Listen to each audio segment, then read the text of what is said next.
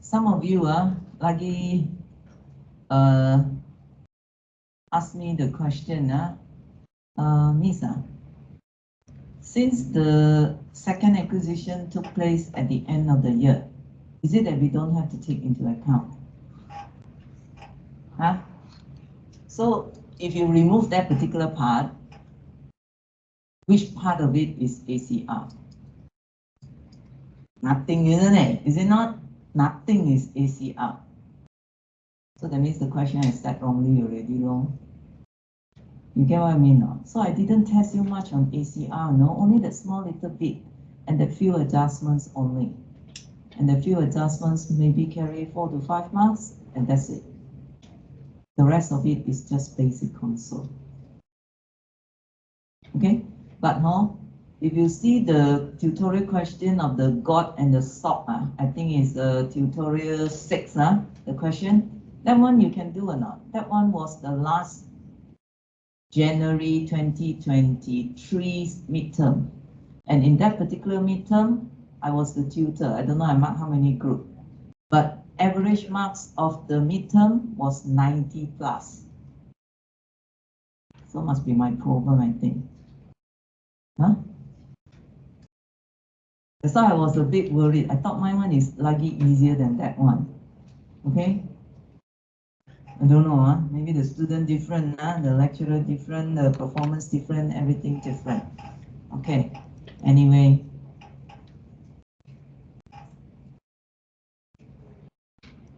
And please don't ask me to update your attendance anymore.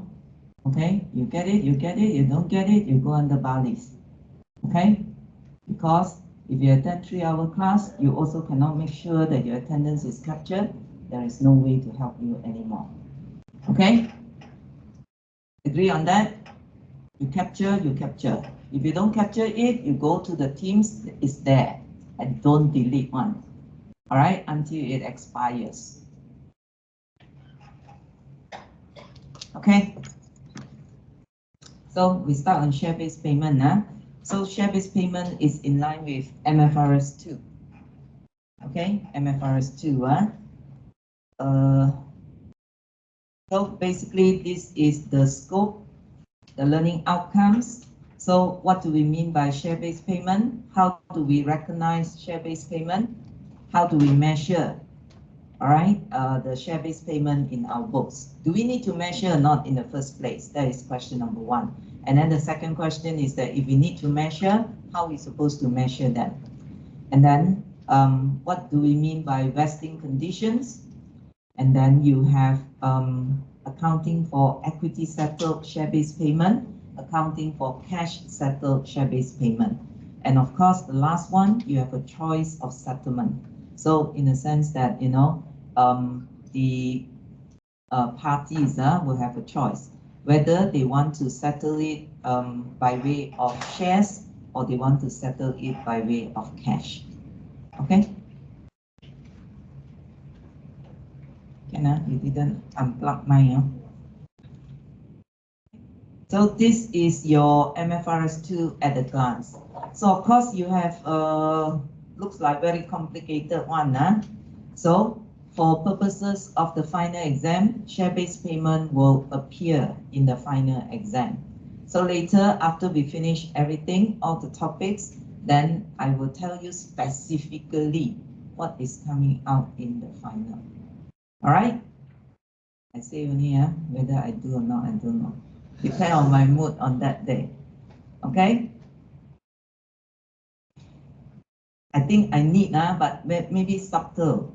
All right? I won't tell you specifically what is coming out. The same things, I repeat 3 times, 4 times, 5 times, 6 times. Then you know it is important. Or maybe I discussed with my other colleague. My colleague said, when you open up your PowerPoint slide, you go and put 5 star there, then they know it's coming out for the midterm. Then I'm going to press a sticker, 5 sticker there. Okay, so this is your share-based payment at a glance. So you can see that on top here, all right, on top here, because it's quite small, Okay, on top here, you have the first type of share-based payment, which is equity settle. So for the equity settle, you just remember that it is always called ESOS. What is ESOS? Employee Share Option Scheme. So that means that, let's say when you work, of course, when you graduate already, your first job, you probably will just get paid your salary, okay? But let's say after working in the industry for 30 years, when people want to employ you to become the CEO, CFO, or whatsoever, you may actually ask for shares as part of the remuneration package. All right. So if the company does offer you shares, which is what we call employee share option scheme, that is what we call part of the equity settled share-based payment. Another one is cash settle. Cash settle, usually we have the example of SARS. This is not the penyakit SARS. Okay, this is what they call share appreciation rewards or share appreciation schemes. Okay, so this particular cash settled share-based payment example is SARS. So basically this one is that the employees will be given cash, but the cash is based on the share price at a certain date. But the first one, the employees will get shares. Is that understood? One is that you're going to pocket some shares, another one you're going to pocket some money. And of course, you have the third category, which is a choice between equity or cash settled. Okay? And for this equity settled kind of share-based payment, you have two different branches in the sense that the first one, you deal with the employees because ESOS is one of the way for you to motivate the staff to work harder, all right, to contribute to the adding value for the company because they are also holding the shares. So if the shares goes up in price, of course, they also reap more money. They can sell off and then they can get more money. Okay, then the other component is other than the employees. Okay, so which means that you probably have your creditors, etc. So those people that you deal with respect to the goods and services. So for the goods and services, how do you record them? You must record at fair value of the goods or services. But if the fair value of the goods or services are not made available to you, then you have to record them at the fair value of the equity instrument received. Okay, so this, I just give you generally, because later we're going to look at it. Employees also we have two. Okay, usually it is based on the fair value of the equity instrument. And then if the fair value of the equity instrument is not made available, then you put them at the intrinsic value. Okay, but if they are made available, you have to measure them based on the fair value at grant date. And if they are vested immediately, you recognize. If they are not vested immediately, but you need to spread over 3 years, then you spread. When you spread, there are some condition that changes. Okay, some condition that changes.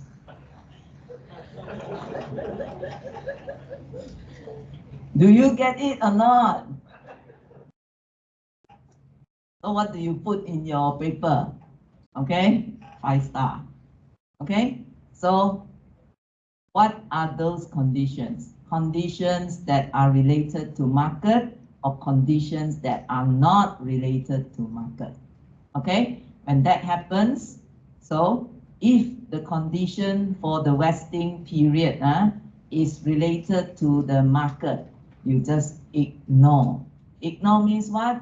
Do not need to do anything. But if the change in the vesting conditions are due to non-market conditions, like for example, service period.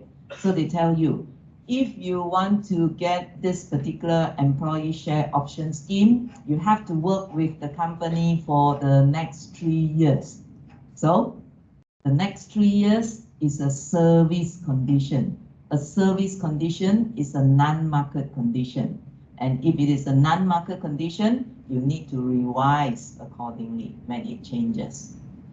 Okay, and then you have the next one. cash settled.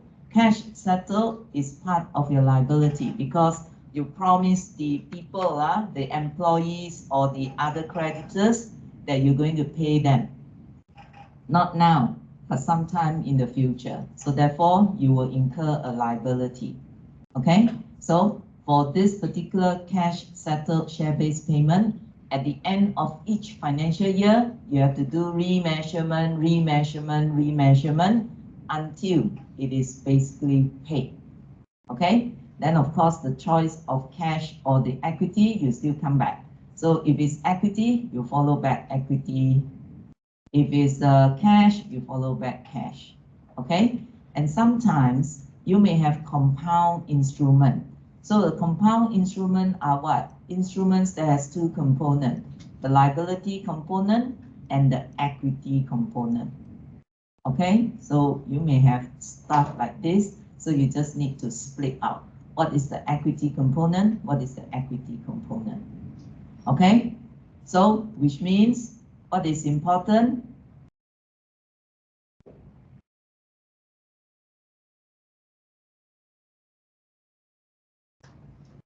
How many stars you put? 5 stars. Okay, so what is the objective of MFRS 2? So this particular objective, basically they want to know when you have share-based payments, all right, available to the employees or available to the other people, how would it actually affect your SOPL? How would it affect your SOFP? Okay, so basically you just need to remember if it's equity settled, just think about the share options. If it's cash settled, you probably need to what do you call that? Talk about the equities, okay? So these two, and of course, I just want to highlight, it doesn't mean that only do this, but sometimes you also need to have the other one because questions may be coming out such that what's the difference between the two? Okay? Exemptions from MFRS 2. So MFRS 2 does not mean that it applies in all circumstances because like the first one, when you issue shares to acquire the net assets in a business combination, like for example, you issue shares in exchange for the shares in a subsidiary in a business combination, that does not come under MFRS 2. Okay, that will go under MFRS 3. And then contracts for purchases of goods that are within the scope of MFRS 132, MFRS 9. So sometimes you enter into the forward contract and all those to purchase certain goods or raw materials, that does not come under MFRS 2. Even though you probably seem like as if it will come under MFRS 2. And then if you are the shareholder of, that means if personally you bought shares of the XYZ company, okay, and you are also the employees of XYZ company. So the ones that you bought because you are the investor in XYZ company on your own does not come under MFRS 2. All right, it only comes under MFRS 2 if you are paid for certain services because or only because it is part of your remuneration package. Otherwise, it doesn't come under MFRS 2. So when a company makes rights issue to all shareholders, and because you are also part of the shareholder, you also get some rights issue, that does not come under MFRS 2. Okay? So share-based payment basically means what? Payment for goods and services. So if you are the employee, you are actually providing services. If you are the creditors, you're probably providing the goods, okay? Either by issuing equity instrument of the entity or number 2, making cash payments based on the share price. The important thing is this one, based on the share price. So, which means that if you are going to issue equity instrument, how much is the equity instrument worth? It depends when you issue it. So usually the equity instruments are measured based on the fair value at grant date. So later we will look at what it means by grant date. And then cash payments will be based on the share price at the end of the year. I mean, first at grant date, and then gradually you have to make the changes. And these are some of the reasons why companies want to pay, they engage in share-based payments.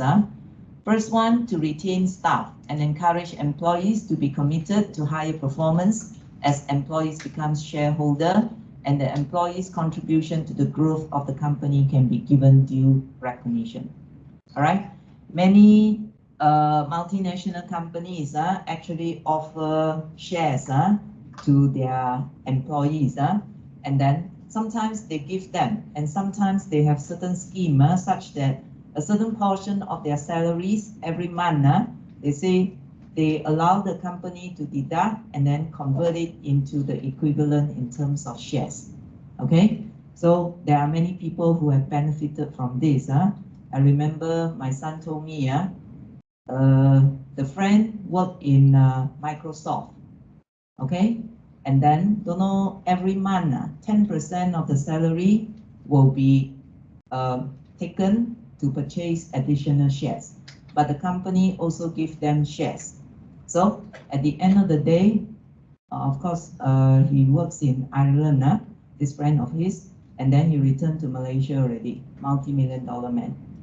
Okay, because the shares that he owns is very, has gone up tremendously. Okay, he is only less than 30 years old. Okay, so that is how they can make money. But of course, this boy returned because he has family business, also well-to-do family. All right, so that's why you see the economic cycle is well-to-do family. You do well, you got more money and more money and more money and more money. Okay, so interesting,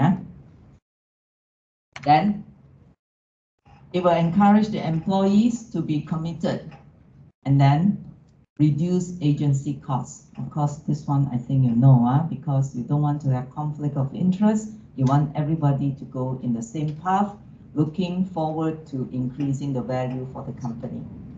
Okay, so share-based payments, remember there are two different categories. One is for the third parties, this is for the goods and services, another is for the employees. Okay, but most of the time, the bigger companies, they will give you share options. Okay, so the share options is to retain you so that you feel happy, to remain in employment. Okay, so these two, later we are going to look at it, and then these are some of the specific terminologies or the terms that we will see. What is the meaning of grant date? Grant date, basically the date you are being offered, the ESOS or the SARS. Vesting period, that means when is it that this particular shares or the cash will be obtained. Okay, exercise date is usually you need to buy over all right, you need to exercise. Okay, so exercise date is usually after the vesting period is completed. Okay, so share appreciation rights, this is your SARS, under which employee will receive payment. What kind of payment is this? Money, cash, all right, which are based on the market price of the equity instrument. So this is the one that distinguishes that this is actually a share-based payment, because although you are going to pay in terms of cash to the employees, but how much you're going to pay to the employees depends on the market price of the equity instrument. Okay, and then you may have ESOS or the share options for the employees, where specific numbers of shares will be awarded to the employees. Okay, payments to external consultants that are based on the entity's share price, because sometimes you want the consultants to be more so-called committed, all right, into the entity. So these are some of the terminologies, but in the final, no terminologies for share-based payment. So share-based payment is part of the question in the final examination. I can't remember which part. It's not the whole question. So I mix it with something else. I can't remember what now, but I know that it's coming out. So for share-based payment, I do not ask you terminologies, but you must know what is the meaning so that you can address the issues accordingly. Okay, grant date, the date when the entity or the counterparty could be employee, could be non-employee. Okay, that means all the parties that is involved in this particular kind of share-based payment, they agree to the share-based payment, and the entity say that, oh, okay, you can actually get the cash or you can get the shares at certain point in time when the vesting conditions are met. So vesting period usually is 3 years, 4 years, whatever the question will give you. So you need to count properly. If the date given to you is at the beginning of the year, you count that year. If the date given to you is 31st December X1, you don't count that X1. Okay, you go to the following year. Okay, so vesting period, you have to spread out the particular share-based payment over the vesting period. So they tell you that when during the vesting period, usually the employee has to fulfill certain vesting conditions. What are those vesting conditions? It could be a service condition, it could be a performance condition. So vesting conditions means that those are the conditions that the parties have to fulfill in order to receive the share-based payment. So meaning that if the question says that you need to be in employment over the next 3 years for you to vest, for this particular share-based payment to vest, so which means that that is a service condition, okay? A part of the vesting condition, and sometimes they can be performance-based. So performance-based, remember, it could be market-based, it could be non-market-based. So what is the correct accounting treatment for that? Equity instrument granted, that means you're going to be given some shares, okay? Share options means that this is your ESOS.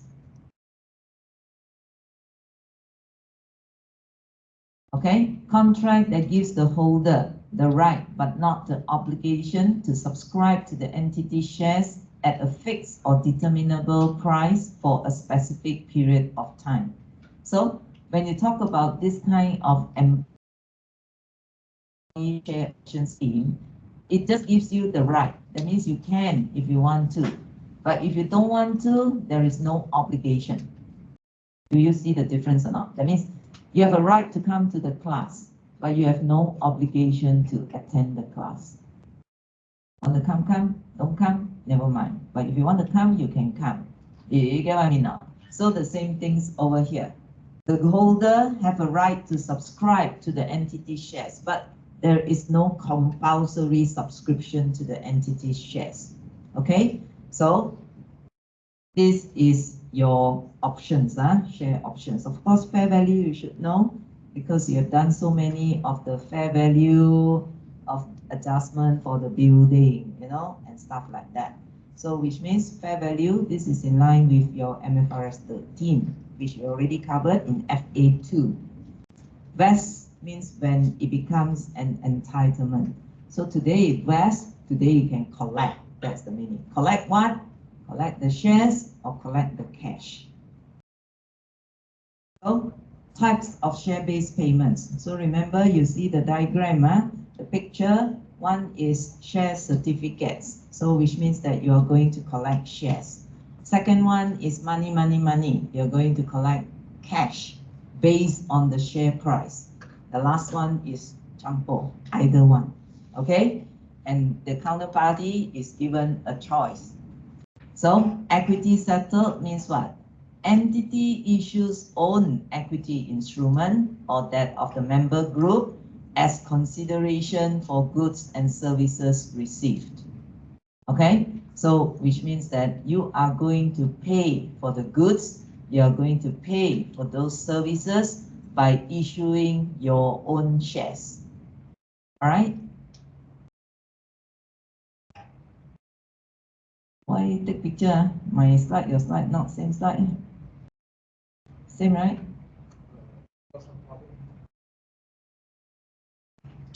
What problem? Oh, you can't. Huh? Sure not. The rest of the people got this slide now. Only this slide. And this one is the most important slide. Did I put 5 star or not? Didn't, huh? Okay, cash settle. This is just a definition only. What it means by equity settle, cash settle. Okay, so this one you see, by reference. You are going to get money. Okay, you are going to get money. But the money, how much? You refer to the share price. Okay, share price of the entity. And this one is just a choice between the two. You can choose. Okay, do you like options? I think you don't like, because every time when you have final exam, there is a section B that have 3 questions, choose 2. The student always asks me the question, Miss, which 2 questions are the easiest? So which means what? Later, when I do the guideline, I choose for you which one is easier. But be careful, your easy, my easy is not the same easy. Okay?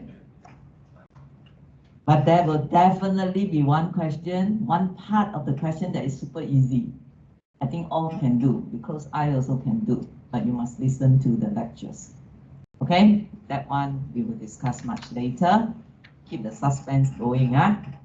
Okay, recognition of share-based payments. So goods and services received in share-based payment transaction are recognized when they are received. Okay, today you buy certain goods or services, today you have to record it already.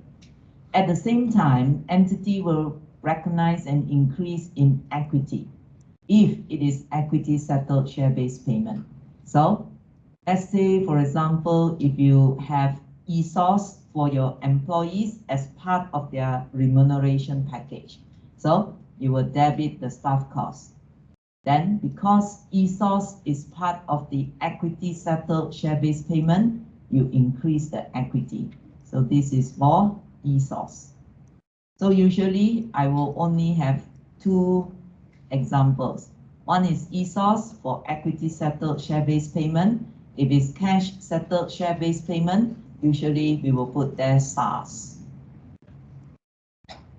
Okay, if it's cash settled share-based payment, a liability is to be recognized because you're going to pay in terms of cash sometimes later. Okay, so you debit your staff costs, you credit your liability. And this particular liability with respect to the cash settled share-based payment, at the end of each financial year, you're supposed to remeasure one. Okay, remeasure until it is collected. Equity settled share-based payment. So we have 2 parts of it. The first one is for the employees, second one is for the non-employees. So entity should measure the fair value of the employee's service at the fair value of the equity instrument granted. So, which means if you have ESOS given to employees, the measurement of the ESOS should be based on fair value at grant date. If they give you many fluctuations in the fair value, blah, blah, blah, just forget about it, because this is equity settled share-based payment. You only need to know fair value at grant date. What you need to know? Fair value at grant date. Okay? So this is because it is generally difficult to measure reliably fair value of the services rendered.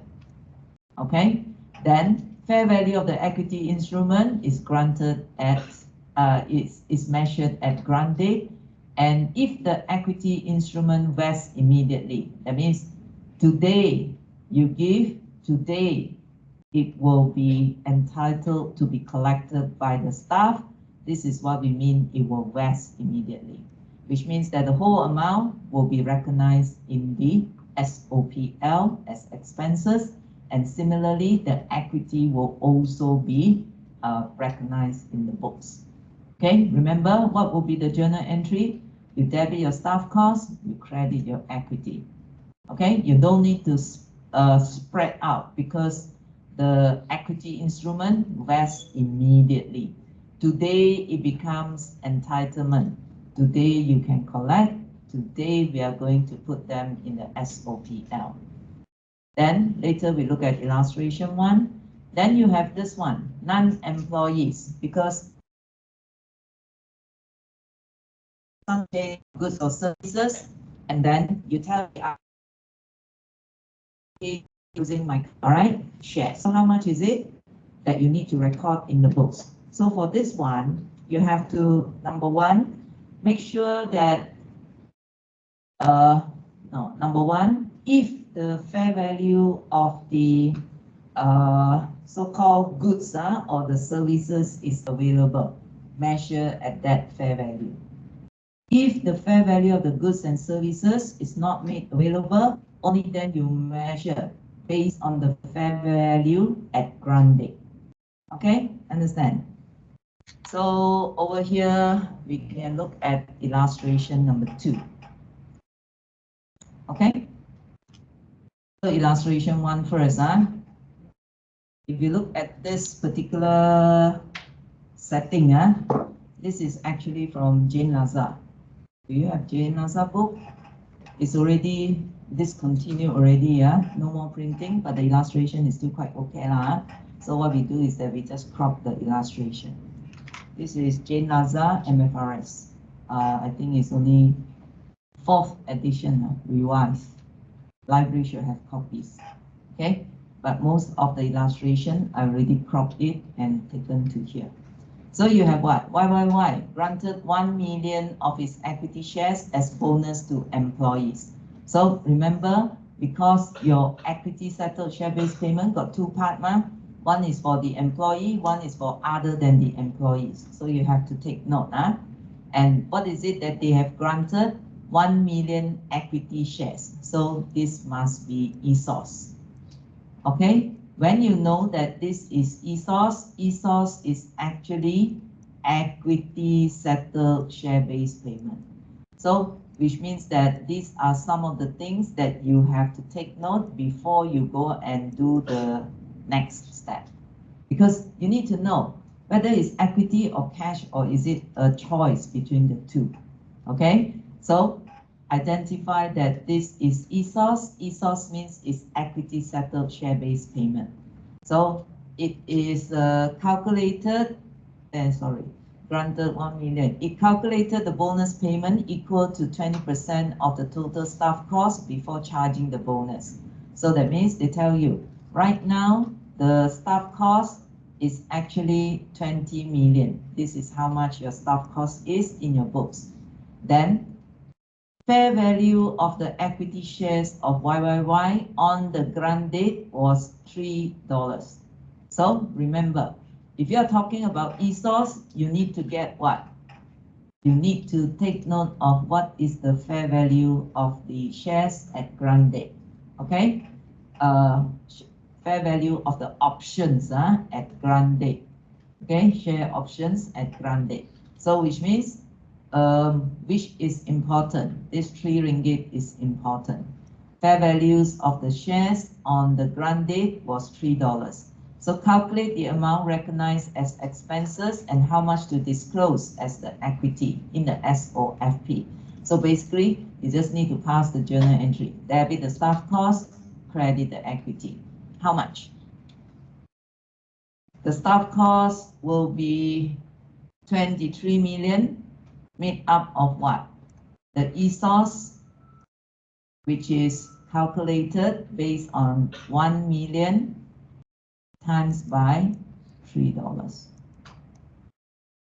Okay, so you have 3. So 3 plus with the 20, then you have total of 23. So in the SOFP, the equity will increase by this because basically you pass the journal entry. Debit the staff cost It's standard one, the journal entry.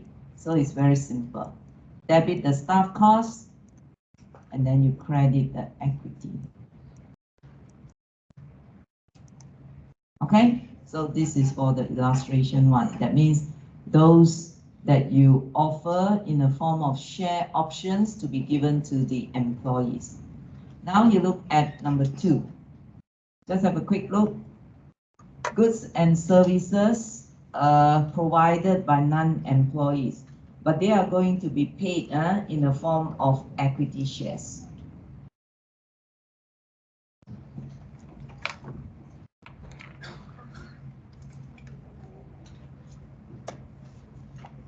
So what do you have over here?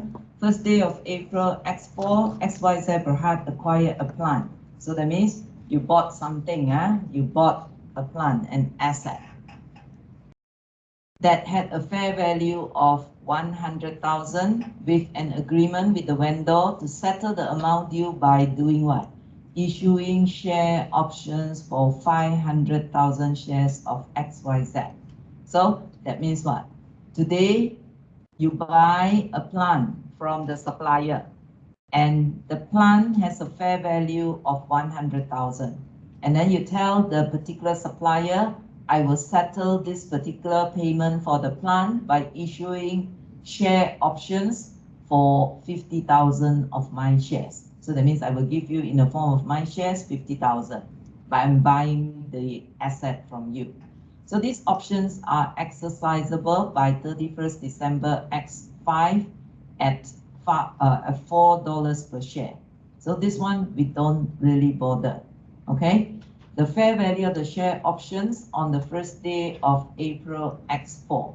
So this is the date whereby you so-called granted the shares option to the supplier.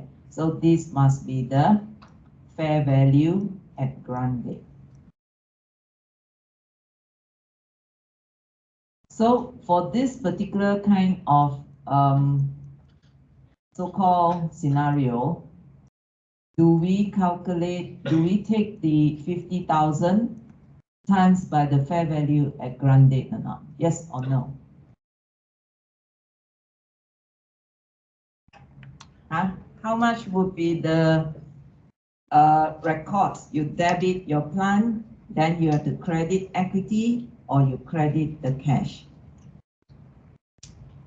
For this one, at what value? Remember, the particular plant has a fair value. If you have a fair value, record at fair value. If it does not have a fair value, only go and find out how many numbers of shares times by the fair value at grant date. Understand? Okay? So for this case, how would they record? On first day of April, which is the grant date, the plant will be recorded at 100,000. What is this 100,000? The fair value of the plant. And equity instrument will be credited by 100,000. Okay, so journal entry is still the same. You debit the plant, you credit the equity because this is an equity settled share-based payment. But the value, since the fair value of the plant is available, you have to record at the fair value of the plant. If the fair value of the plant is not made available, this is the one, the second part. Okay, if the fair value of the plant cannot be reliably determined, then the plant will initially be measured equal to the fair value of the share option granted. So, which means you will take the numbers of shares that is promised to you times by the fair value at grant date. So it will then be reflected at 105,000. But in this case, this does not apply because fair value of the grant date, fair value of the asset at grant date is given to you, is available. So that is why over here they say what? Even if the fair value of the share option changes before the exercise date, no adjustment will be made. Okay? Always remember for ESOPs, very simple. Just take the fair value at grant date. Okay, so when you look at the scenario, quickly go and find what is the fair value at grant date. So, which means before that, you must know what is the grant date. This is the grant date. Take note of this, then go and find fair value at grant date. Okay? So it's very simple, and I shouldn't say that. Every time I say simple, you give me heart attack.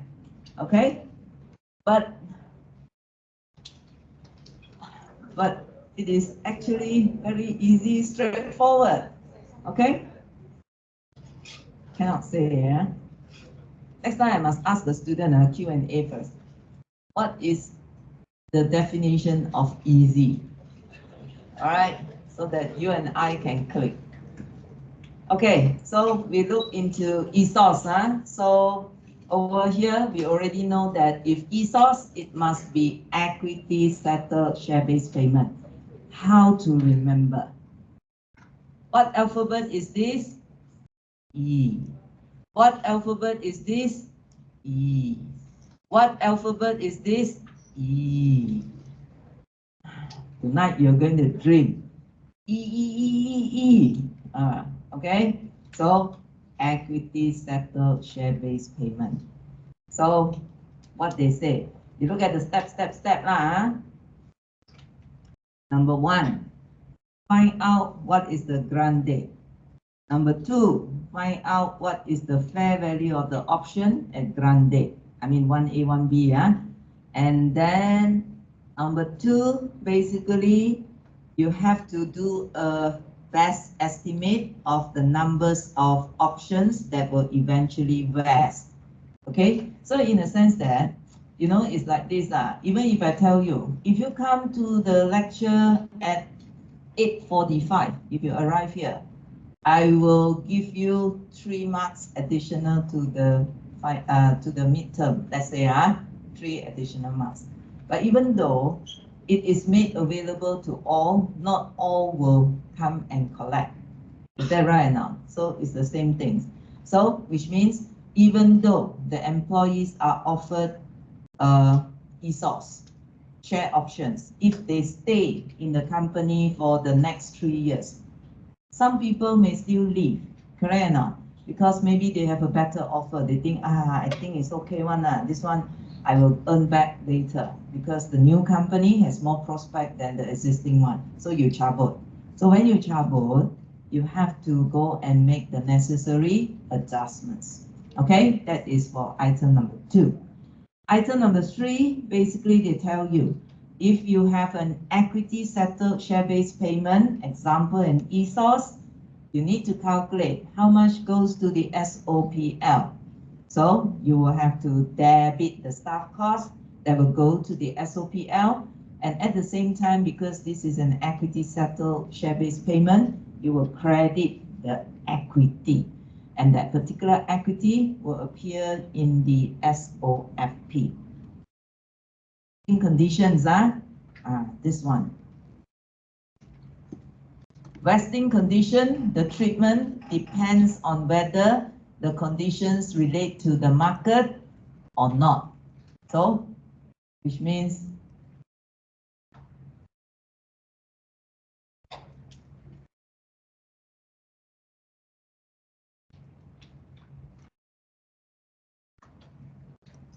one, two, three, four, 5. Okay, so market conditions, non-market conditions. So for market conditions, they tell you examples of conditions that says that it is related to the market will probably be, say, if the share price of the company reaches 5 ringgit by XX by certain day, date, then the shares will vest. So usually market conditions, you don't have to make adjustments. Okay, you don't have to make adjustments, because when you take the share price at the grant date, or when you determine the market price of the shares, they have already taken it into account. So that means you already incorporated all those that relates to the market condition. So should there be any conditions that is related to market that is not met, don't worry, the shares will still vest. All right, you will still be entitled to those shares because we don't do anything. Non-market conditions means that the performance condition is not related to the market price. So, for example, the growth in EPS, this is not related to the market price. Okay, the market price means the share price reaches certain amounts. All right, so non-market conditions, you have to make the revision. You have to make the necessary adjustment. So this one talks about what I have just mentioned. If it's a market condition, the shares will still vest. Do not need to make any revisions. Market conditions are not taken into consideration in recognizing the expenses. If the fair value of the option changes, no adjustment is to be taken into account. So which means market conditions, if they are not met, just ignore. All right, just ignore. No revisions to be made. So the scenario they will give you got plenty of figures so not all the figures are supposed to be taken into account. If the performance is non-market condition, if it's non-market condition, you need to revise. That means you need to make adjustment. You need to take them into consideration when you want to compute what are the expenses that goes to the SOPL and the SOFP. Okay, so this one you do something. This one no need to do anything. Even though the question may ask you about conditions like this, even though you don't need to do anything, you must still write something. You must still write something. Okay.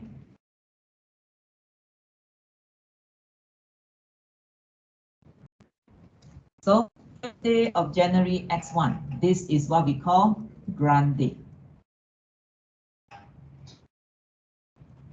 So you need to identify the grant date. Only then you know how much is the fair value at grant date. So this is the grant date. Management of DEF granted option. So it is ESOS. So ESOS is the EEE, so which means it's equity settled. For 3,000 shares to an employee, only one person, but they grant you the option. This is the share option. How many shares? 3,000 shares. How many employees? 1. On condition that he stays in employment of DEF for 3 years. So this 3 years is a service condition. Service condition. So, which means what? The employee has to still work in DEF for the next 3 years in order to collect the shares. Okay? Also, the option cannot be exercised till share price.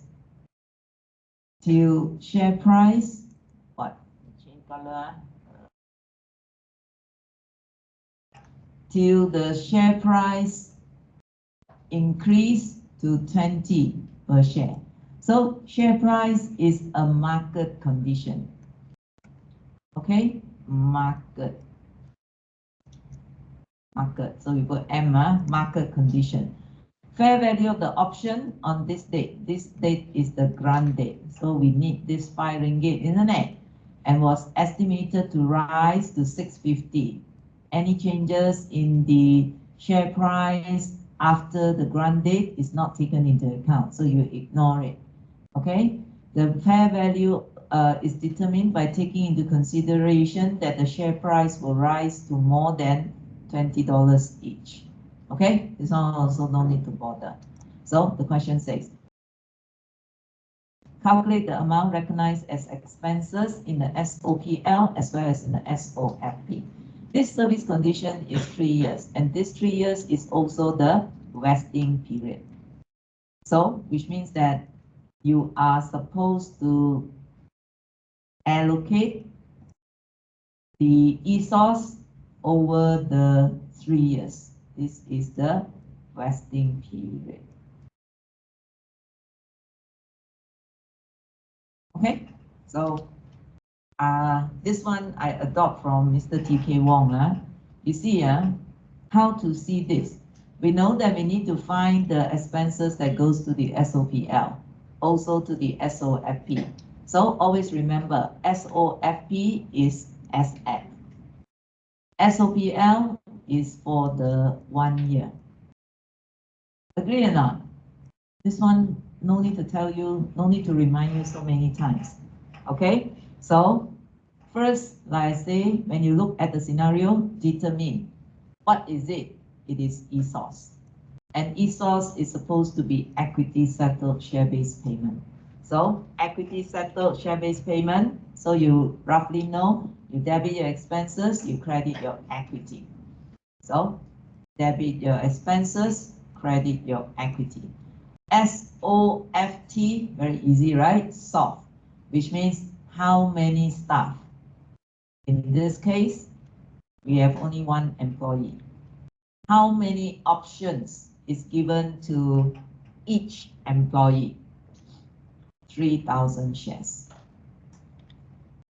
What is the fair value at grant date? Fair value at grant date, 5. Vest over how many years? Vesting period, 3 years. So this is the first year of the 3 years. 1/3, 2/3, 3/3. So this one I think you can do, right? So you see, only 1. So you copy balik, copy balik, copy balik. 2/3, 3/3. When you say 2/3, which means what? You are taking the cumulative figure. Is it not? 2 years out of the 3 years. 3 years out of 3 years. So these figures are cumulative. Cumulative figures will go to the SOFP. Cumulative. All right. 1 times 3 times 5 times 1/3, 5,000. 5,000 will go to the SOFP because it's cumulative, asset. How much money you have in your bank account now? That means what? Cumulative from the first day you open up your savings bank account. Then second one, 1 times 3 times 5 times 2/3. So you get 10. But whatever is it that goes to the SOFP must be for the year. So cumulative is 10,000 to get to this. Cumulative is 10,000. Last year in the SOFP, you have already recognized 5,000. So today for the year X2, you only recognize 5,000 to the SOPL. Then year 3, 1 times 3,000 times 5 times 3/3, you basically get 15,000. So the 15,000, you have to minus year 1, you have recognized 5. Year 2, 5. So you minus 10K. So you can get to 5,000 here.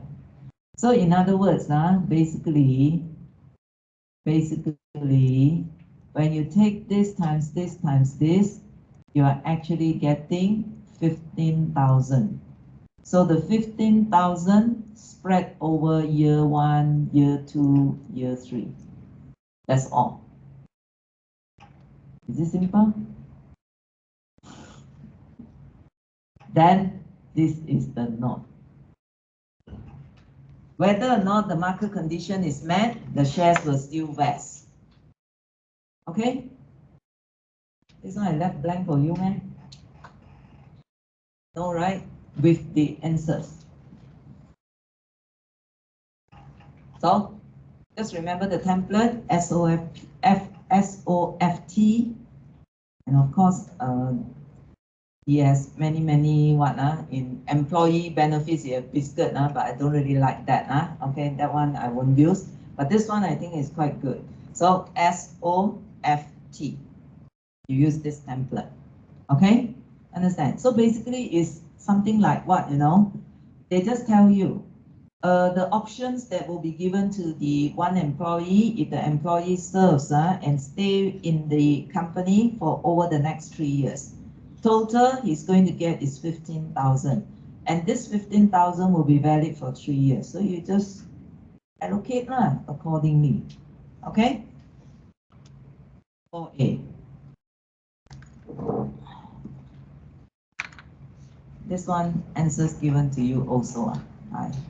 Okay lah, so if answers given to you, we do it quick. So 100, so we want to use S, O, F, T. We try to apply. Alright, this is the grant date. 100 share options. 100. How many employees? 80. But sometimes this 80 will subject to change lah, but you have 80. 100. On condition that the employees will stay in employment for 3 years. So for the first year, it is 1/3. ABC estimates that 10% of the employees will leave the employment. This one, you need to make adjustment because out of the 80 employees, 10% will leave. So if 10% will leave, that means 8 people will leave. Correct or not? Minus 8. So 80 minus 8, you are going to get 72.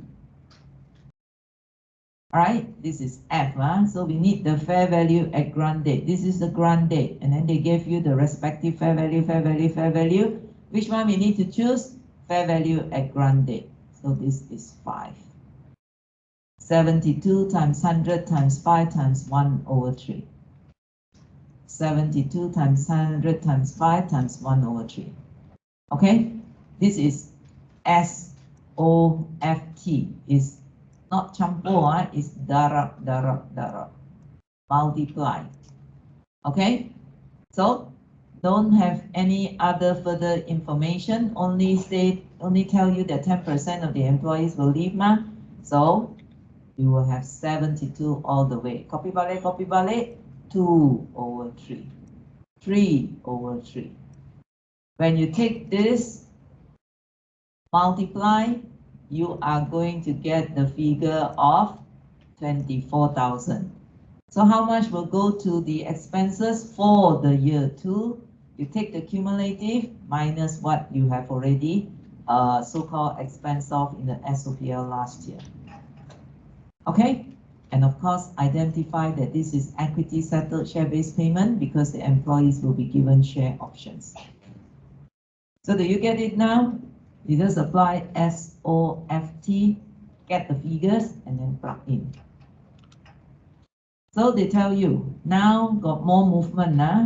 The facts are the same as example 4A, except that in year X3, 10 employees left the company, and management estimated that 90% of the remaining employees to whom the options were granted would remain. So this one, you have to read carefully. Okay?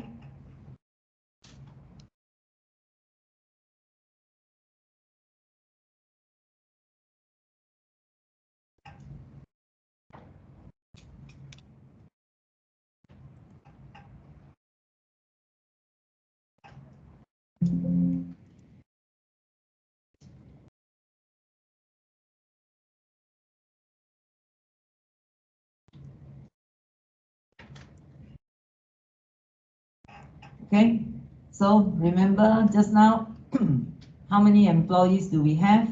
80, we have 80. So when you have movement in the employees who will leave, actually left, expected to leave, all these are the service condition. Service condition are non-market condition. So non-market condition, you have to adjust, revise as you are given the information.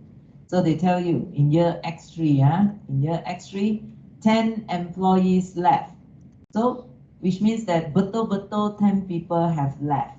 So which means out of the 80 employees that you have, 10 people have actually left. So you got to minus the 10 because they're not going to stay and collect the shares. And then they tell you 10 employees left already, and the management estimated that 90% of the remaining employees would remain. So in other words, after the 10 people left, you still have 70. Out of the 70, 90% of the 70 people will leave, will stay back. Okay? So you really have to read. Of means times. Remember, of means what? You times. So 80, 10 who really left, and they tell you out of those who remain, which is 70 of them, 90% will actually stay back. So this is how you get your 63. The rest is times copy balik. 5 is the fair value at grant date, 100 options each. First year, 1/3. Then they tell you, next one, the second year, which is X4, another 10 left. And management expect another 3 to leave. So what is happening? This X4 is actually the second year. Correct or not? Whoever left in the first year is really left already. So if you are looking at who remains in the year X4, this copy balik. This 10 is the 10 that left in year 1. Year 2, 10 have left. And year 3 is the expected to leave in the next year. So I repeat, the 10 in year 1, in year X3, which is the first year, already left. This one is betul-betul left. So if betul-betul left, this figure and this figure must copy balik because it's cumulative, alright? In the first year, which is year X3, already 10% left, so you still have 70. Then in year X4, another 10 will leave, so you have 60.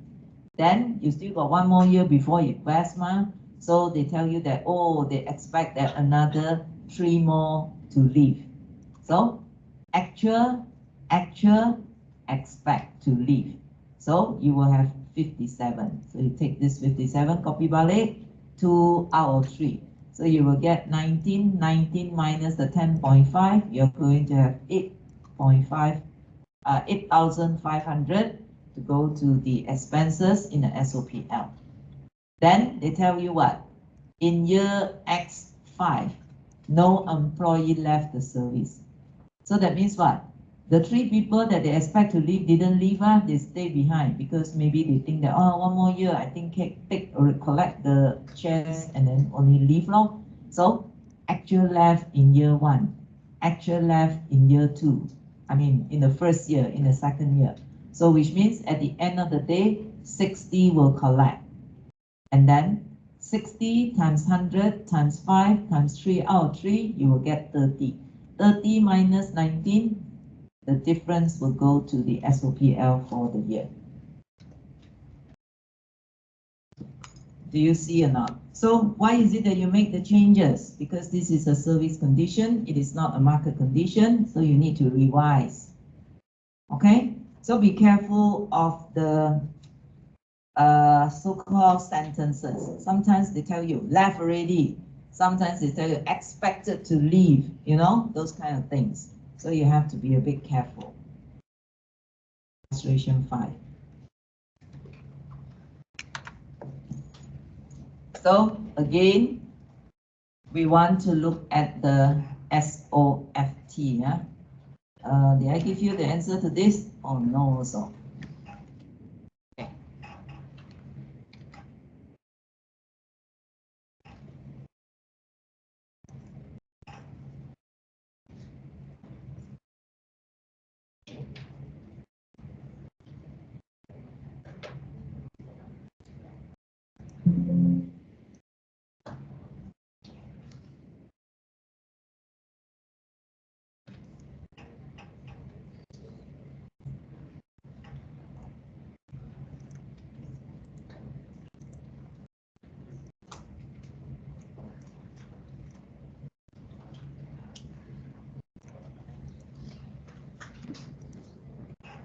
Oh, so small. Wait,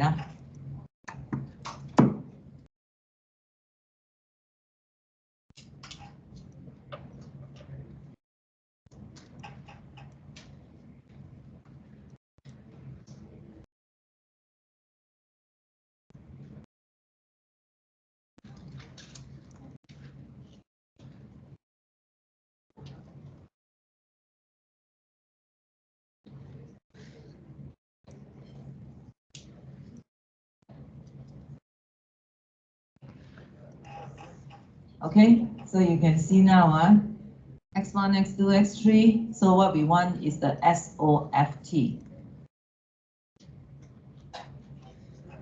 First day of January X1. This is the grant date. Management of XYZ granted 100 employees in the production unit options to buy 100 shares each. So we just put here SOFT.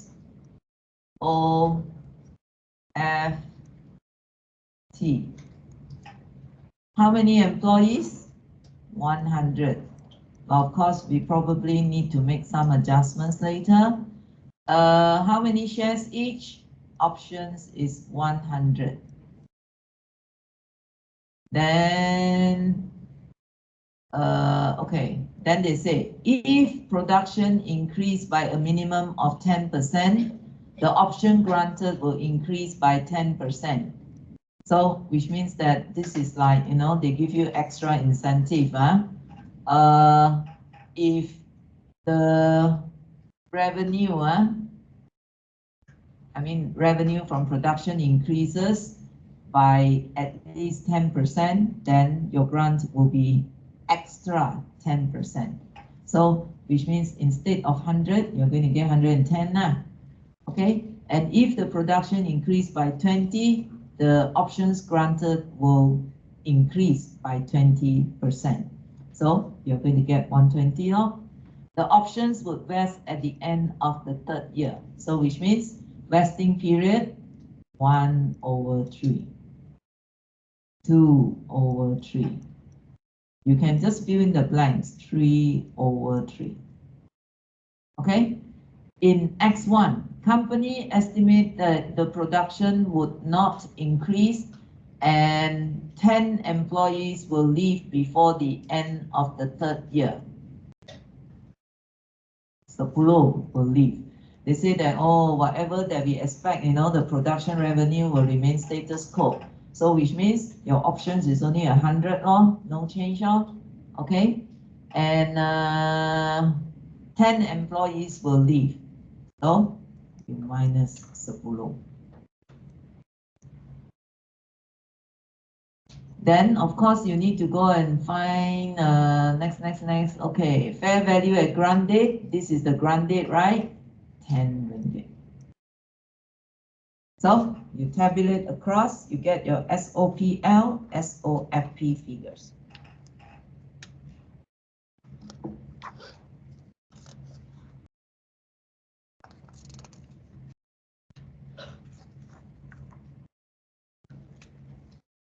So how much do you get? 30K on 30.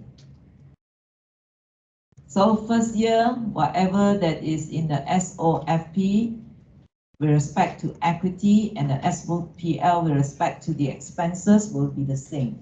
Okay, then you move on to the next one.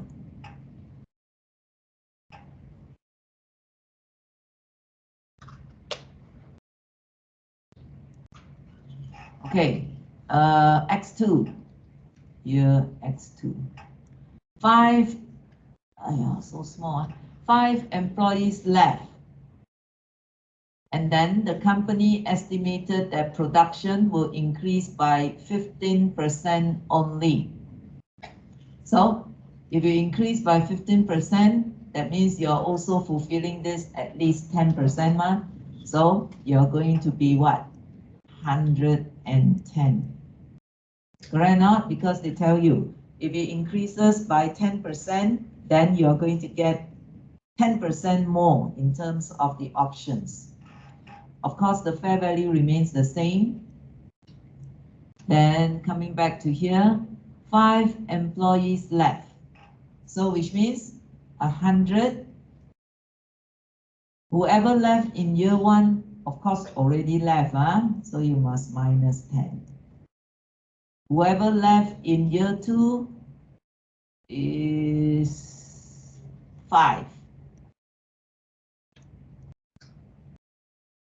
Okay, so which means what? 10 who left in year 1, 5 who left in year 2, that means 25 have left. Your option is now 110, 10 ringgit because it didn't change, times by 2/3. So total that you get is 55. Then how much goes to the SOPL? This minus this. So 25. Okay? Then can you complete the last one? In year X3,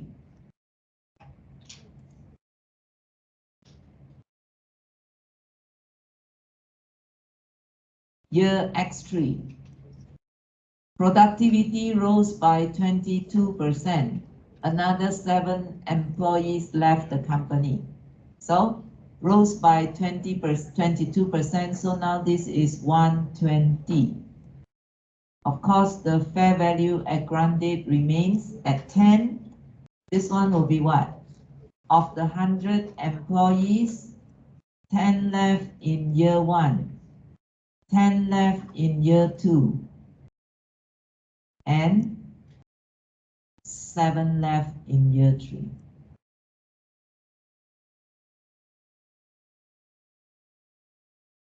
Okay?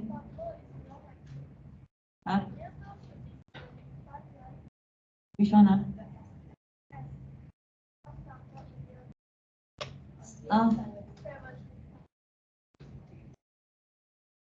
Which one? Year 2.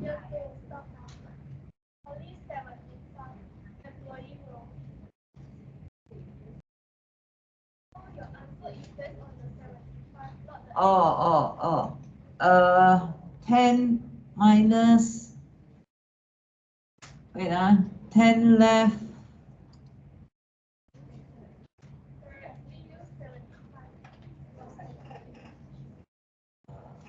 Let me see. Estimated that the production will not increase and that 10 employees will leave before the year end. So minus 10. This one is okay, right? Year 2, 5 employees left. Oh, so this is what? Oh, okay. I didn't read this part. So, wrong, no. Yeah, because I copy the answer from what I've written. Let me adjust. Okay? Because I cannot calculate one. I think you realize that, right? I don't know how to calculate anymore. I've given it back to my teacher already. So I can only show you the working. Forgot. You see, this one, I see the bigger font, tak nampak. Okay, year 2, year 2.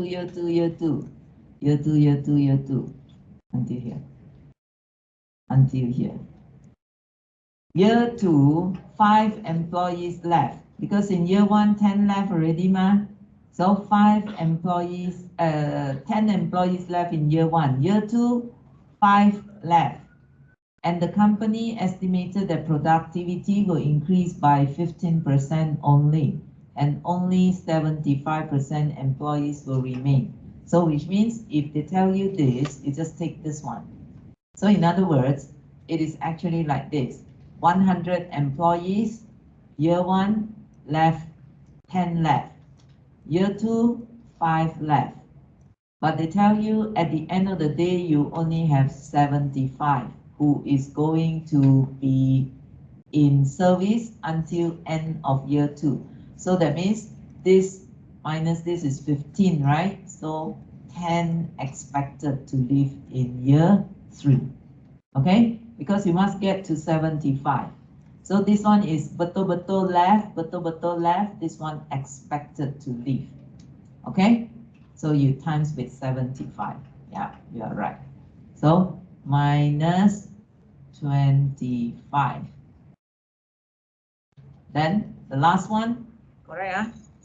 100 minus 10, I don't know.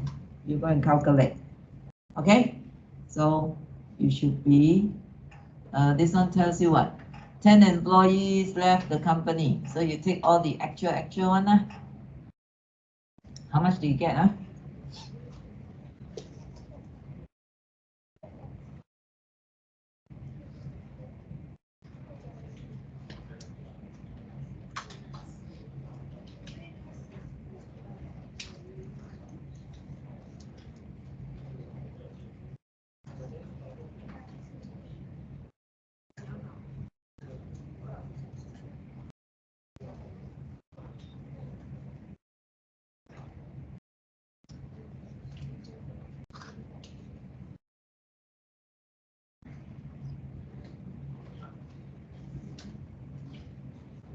Okay, you calculate by yourself. Okay, so you know how to get to the figures, yeah? So they tell you market conditions not taken into consideration. Okay, and then if the fair value of the option changes, also no adjustment to be taken into account. On the other hand, if performance condition is not a market condition, then you need to revise. Okay?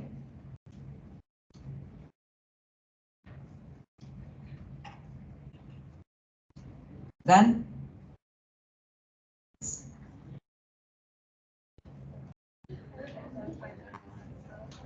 you calculate lah.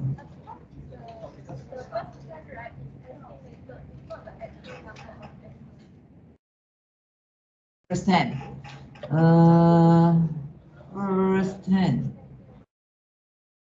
would leave.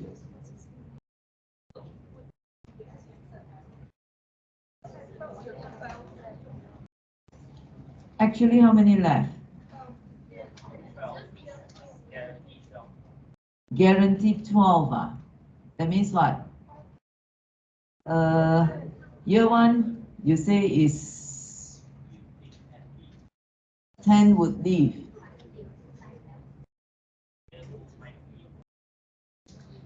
5 left. So it's only 5 and 7, no? Yeah, 5 and 7, you are right, eh? Okay, okay. Because this one is would leave, is agak-agak. Actual, because they didn't tell you how many people left, huh? So in year 2, 5 left. Okay. Because I didn't complete the working, huh? So this one is would leave. Agak only estimate, so we don't take. 5 left, so we take the 5 left. Company estimated productivity will increase and only 75, okay? Would remain. This one is agak-agak also. This one is how many who have left. So this is the 7. The left one is 5. Okay. So which means we shouldn't take this 10, huh? Eraser.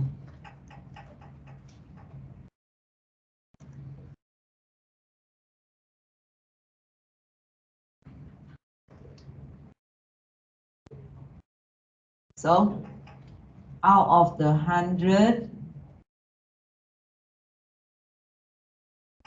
who left? 5 left in year 2, minus 5. 5 left in year 2. Year 3, 7 left. Okay, correct. So you calculate. This minus this minus this times by 120, that is correct because the production rose. 10 does not change, 3 out of 3.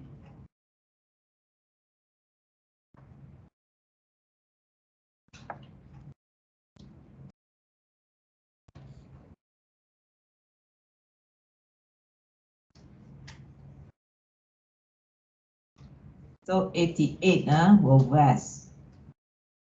Times by 120 times by 10. 1, 0, 5, 600 minus 55. That one not correct, correct, huh? This one should minus 25 because we need it to be 75.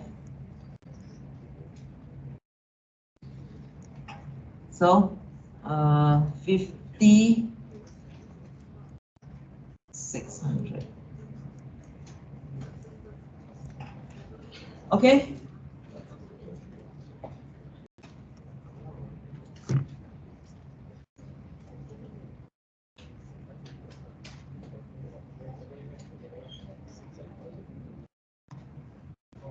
So you know how to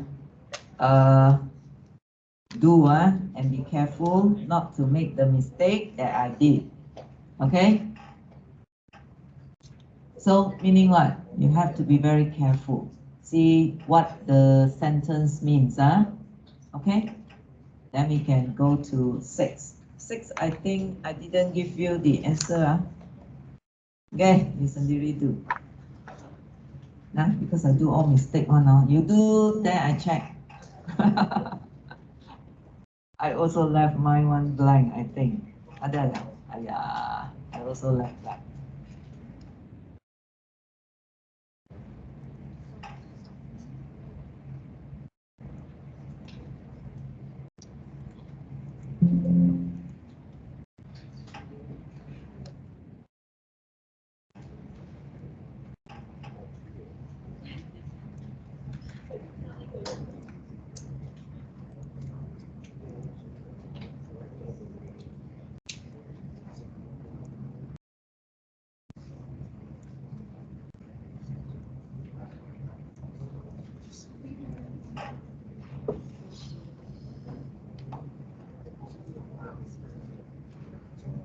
Okay, you look at it first.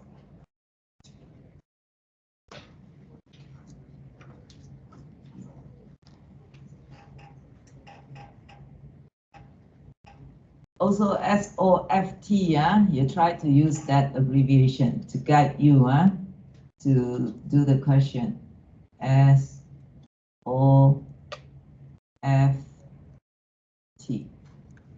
Okay. Top management 3 million share options which would vest either at the end of 2 years or 3 years, depending on the performance of the entity. So this one, you see, they straight away have 3 million, 3 million for the top management. They didn't tell you how many top management, but you know the number of staff times by the option basically is the total share options. So which means in this case, S times with O, it is actually 3 million. Okay, any adjustment we will make to this 3 million.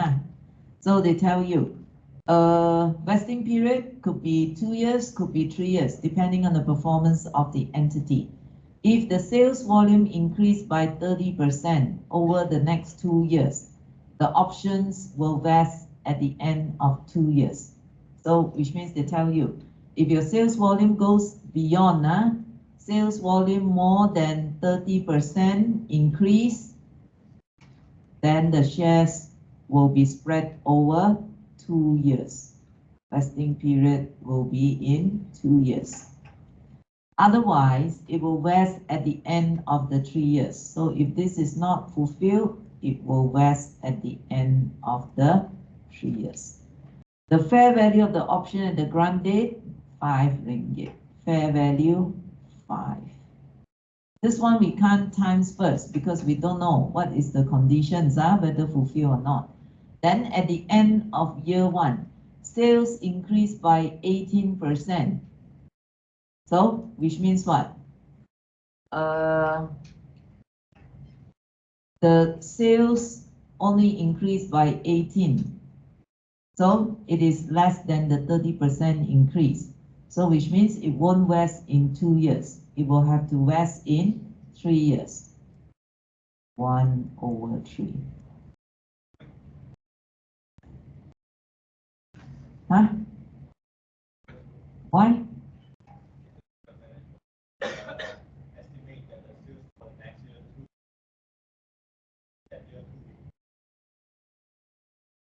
Not to do year 2. Year 1. Okay.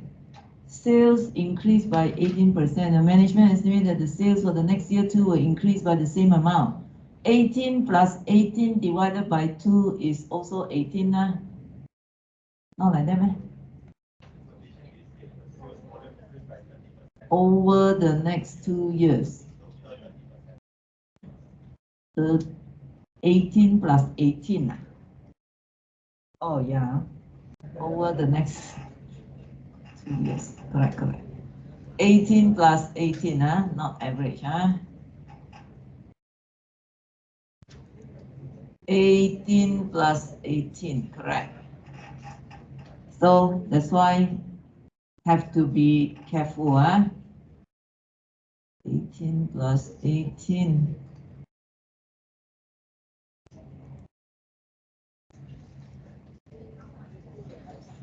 So 18 plus 18 is more than that, 1/2.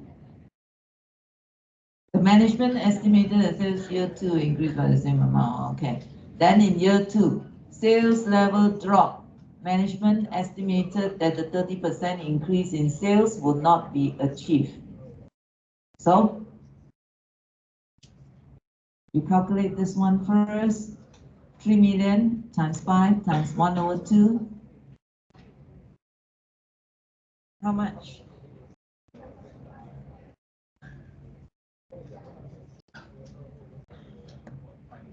7.5.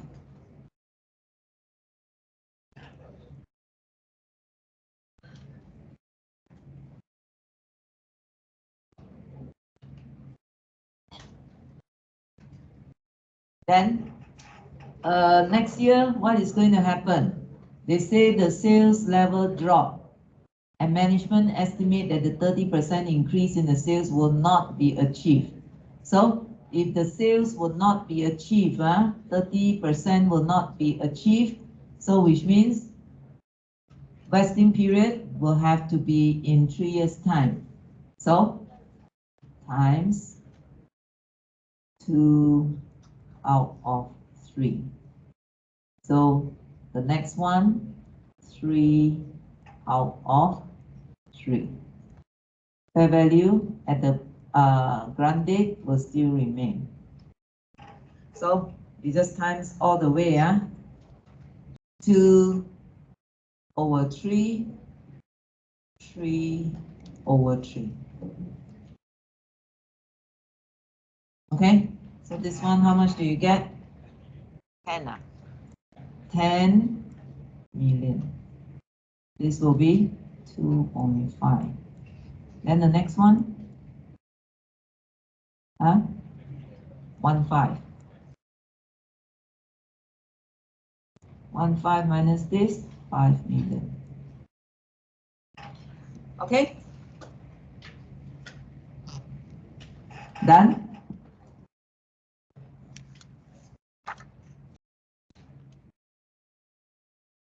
Okay. Maybe you want to take a short break? Just take a short break because I think I'm confusing you people. Okay, you take a short break, then you come back. Please remember to go and submit your group assignment if you have not already done so.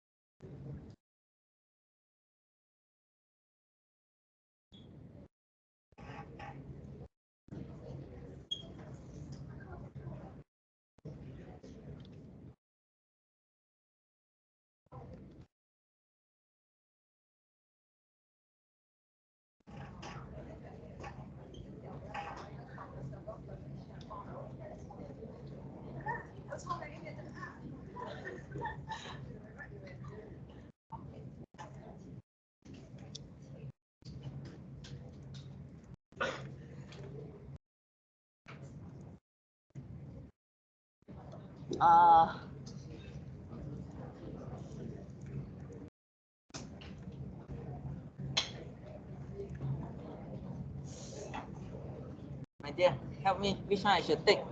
Every time I get wrong on vast. This one thick or not? Thick. Ah. This. Huh? This is a truck, It's not a bus. No. 1, 2, 3, 4, 5, 6. Up also.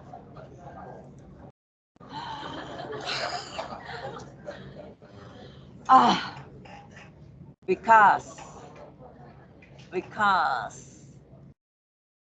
got some or not? This one.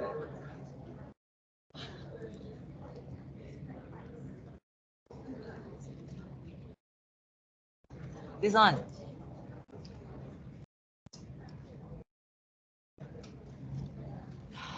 Very fast. Always I cannot pass that one. Never.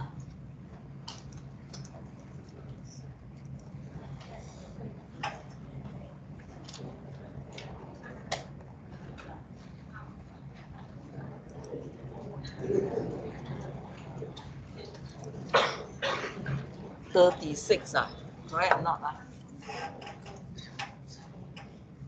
8 tutorial class. 7 times 5, 35, 20.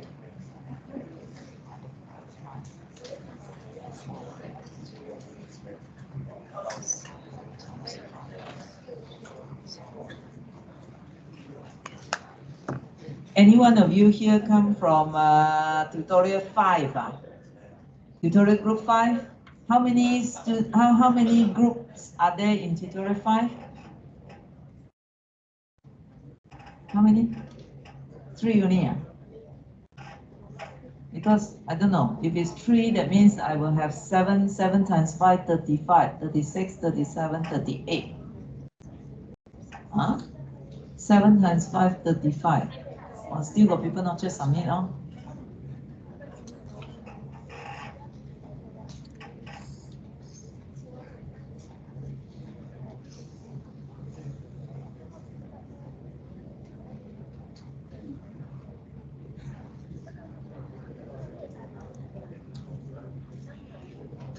Okay, you see, I'm very kind. I put it until 12:10. But after that, you still can submit. But marks will be deducted accordingly. All right, you just double check whether your group has submitted or not. Armand, Andrea, Ang Kiman, Celia, Chai Ching Hua, so many. Sendiri see.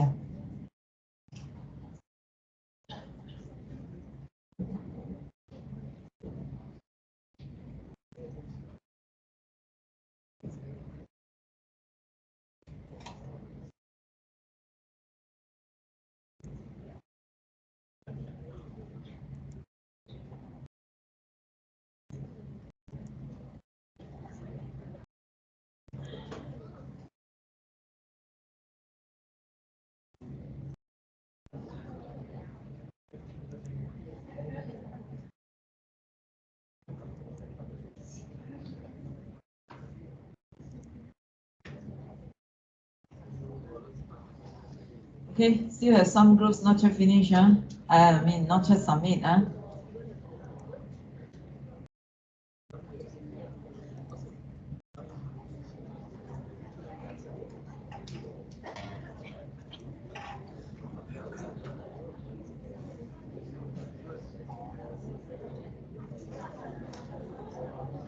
I have uploaded until tutorial 12 already, the questions.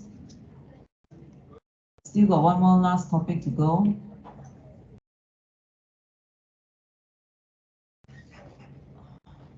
Okay.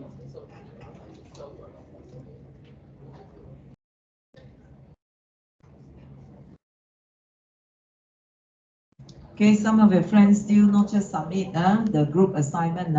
So if they already submitted, then it's good. If not, then submit by 12. Okay, you have to submit by 12. Okay, can we just come back to here? Okay, we continue because at least today we must finish the first part. Actually, I wanted to finish the whole thing. Okay, the plan here will be that we try to cover the lecture as fast as possible, and then hopefully we will still have time to go and do revision, because I think you know the draft of the final exam came out, right? It is on week 15, your final exam. Okay, it's on week 15, and if not mistaken, it is on a Saturday morning. So you don't have much time, all right? Unless there are some students who have some clashes or whatsoever, otherwise the draft will be as good as the final. Okay?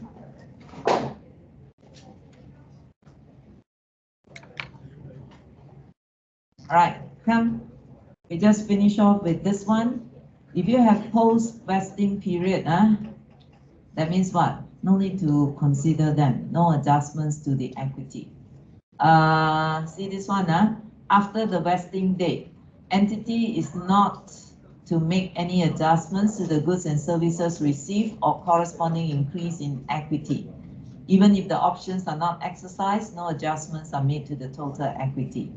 Okay, because if you see like this kind of table that we have done, suppose that by the end of X3, the total amount of this 15 million worth of the shares will be so-called vested. So in other words, the employees can actually now collect. Okay, but sometimes if they don't collect, you also no need to go and make any adjustments anymore. Okay, because some, even though they are entitled, they don't collect. Okay, just like sometimes free makan, but you don't want to go and collect your share. Also okay but there is no further adjustments required.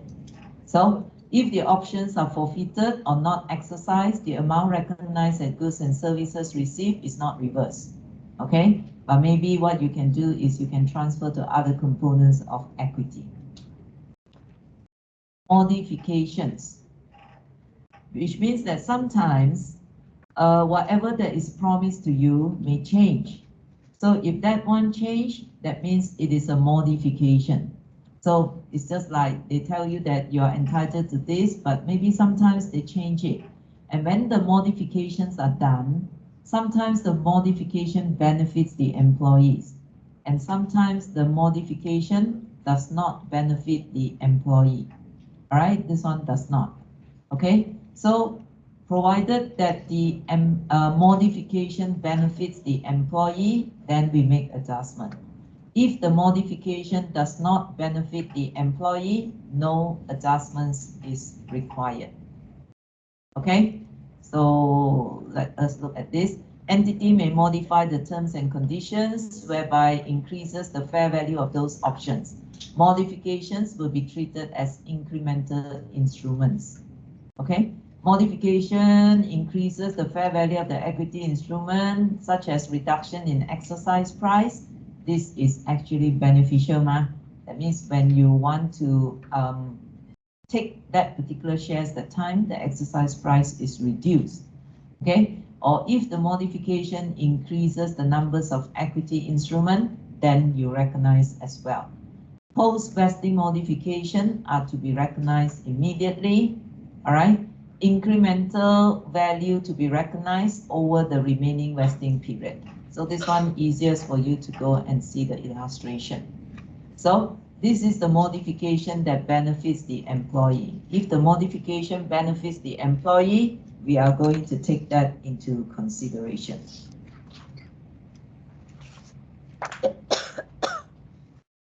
So you look at this one.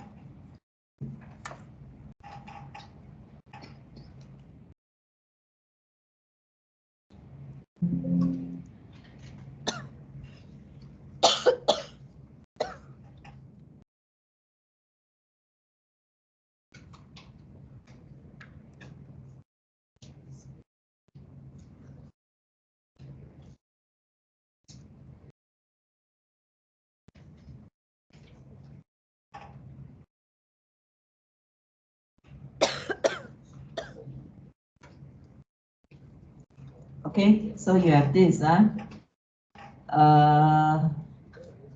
what happens?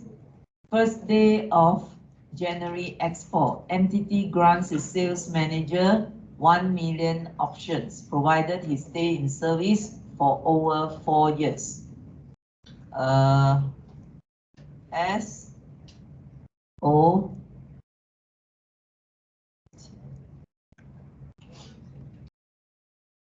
So this one is 4 years vesting period, so which means 1/4, 2/4,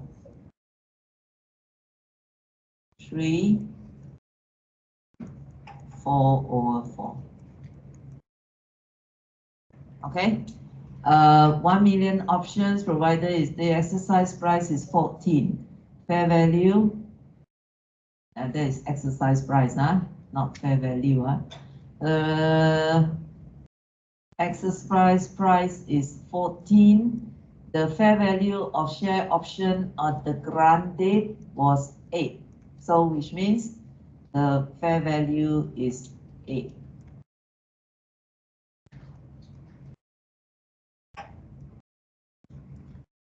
Fair value at grant date is 8. Then what happens? 1 million share options. Okay. Then on the first day, options was repriced. So this is happening in X6. So that means in the earlier years, no changes. So 1 million. The sales manager is only satu lah. So we can just combine these two together. So it is 1 million. Okay. X5 also 1 million. So you're going to do the multiplication. 1 million times 8 times 1/4 and stuff.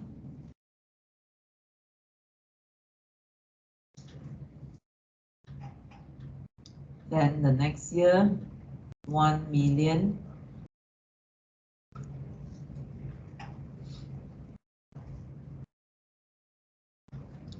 But then you have each option was repriced at 10. And the fair value for each original option before the repricing was 6. So that means this one, you have some changes in the pricing.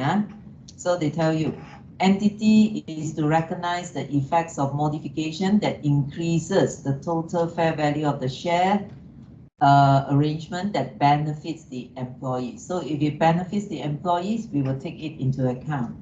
Exercise price is reduced, which will benefit the employee. Okay, so this particular reduction is how much? 4. Okay, and this happens in X6. So which means, let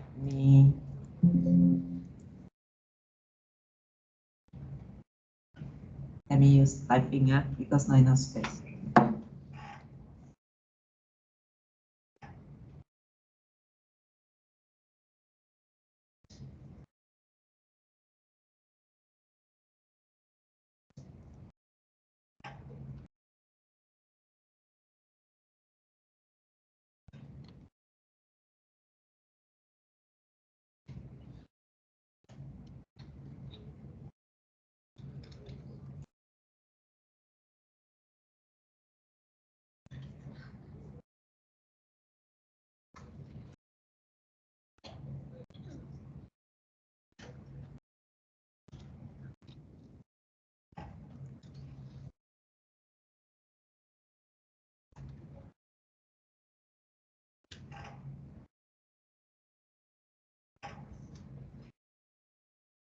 Medium.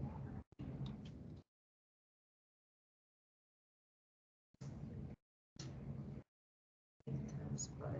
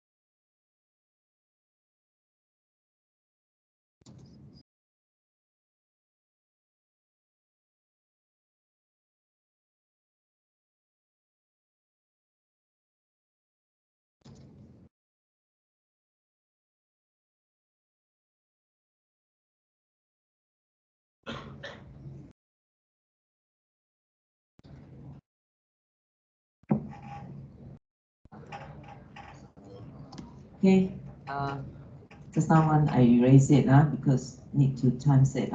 So basically over here, this two we already established that this one is very simple only So whatever figure goes to the SOPL and the SOFP for the first year is the same.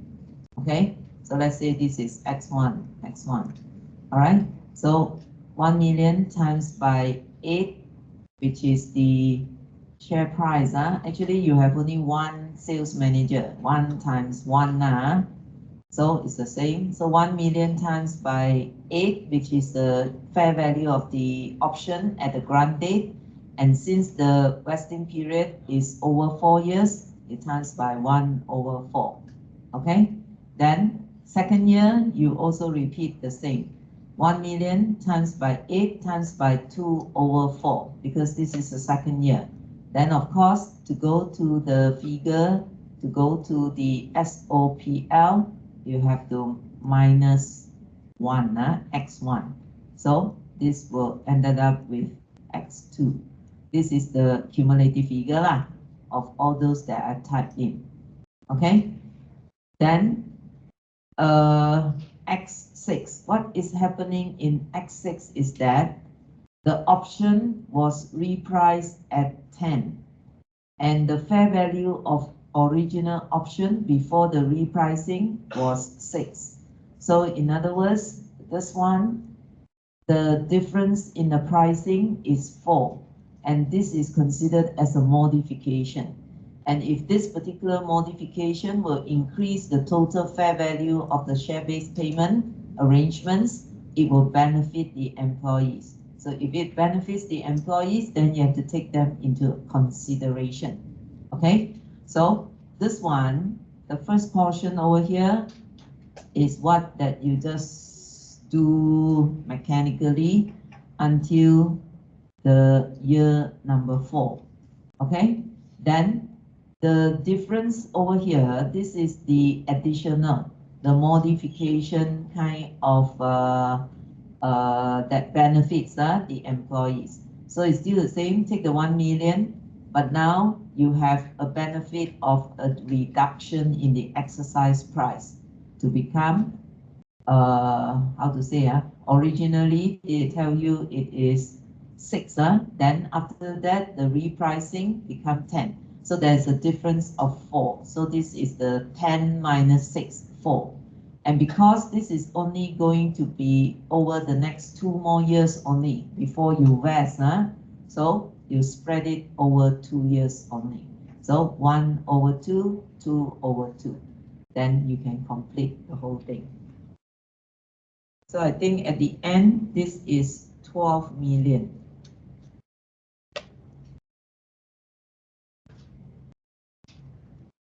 Okay.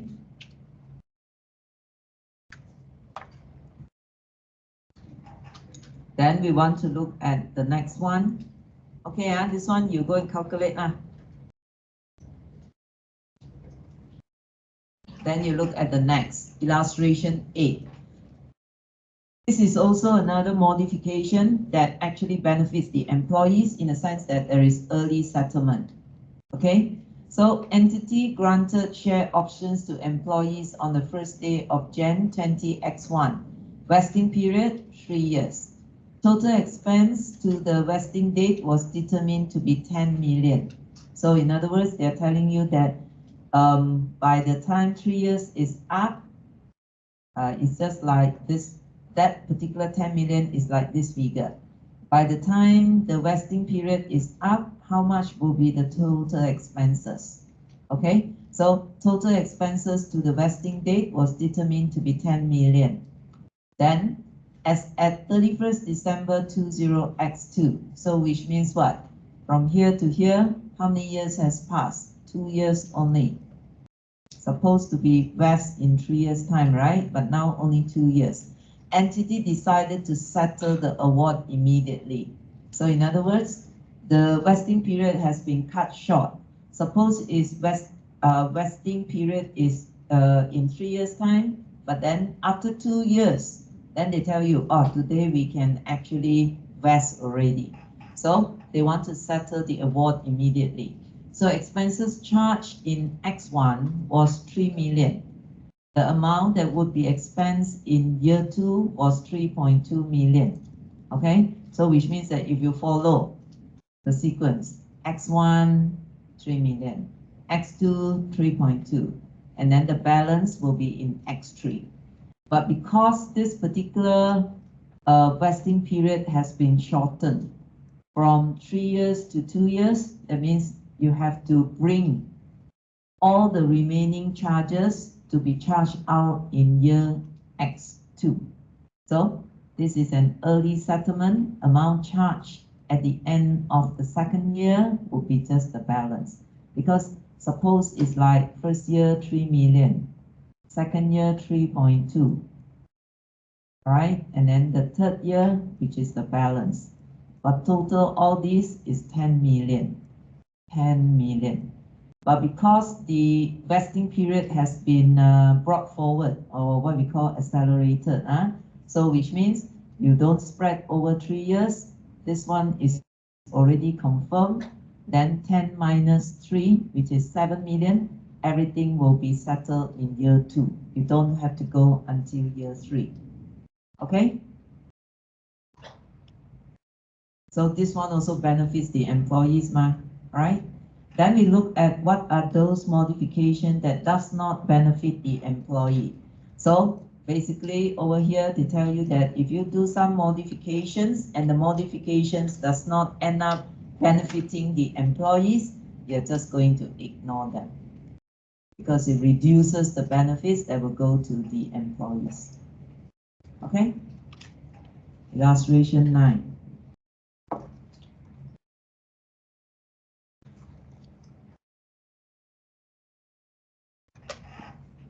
This one, LLL granted 200,000 share options to each of its divisional sales managers. The options vest in 3 years, provided the sales target for the 3 years of 1 million units is met. Fair value of the option at grant date, $3. During the second year, management changed the target to 2 million shares over the 3-year period. By the end of year 3, only 1.2 million had been sold. Share options were forfeited. So discuss. This one, I think, is more like a discussion.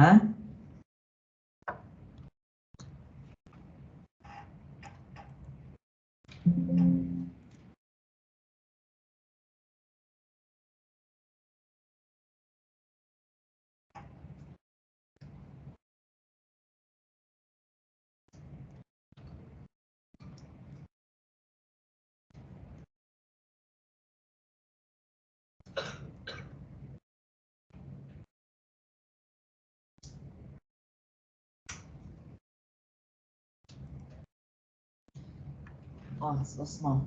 Okay, so which means that you have what? Performance conditions of the sales. So this particular sales, basically, they tell you that there's a sales targets for you to meet.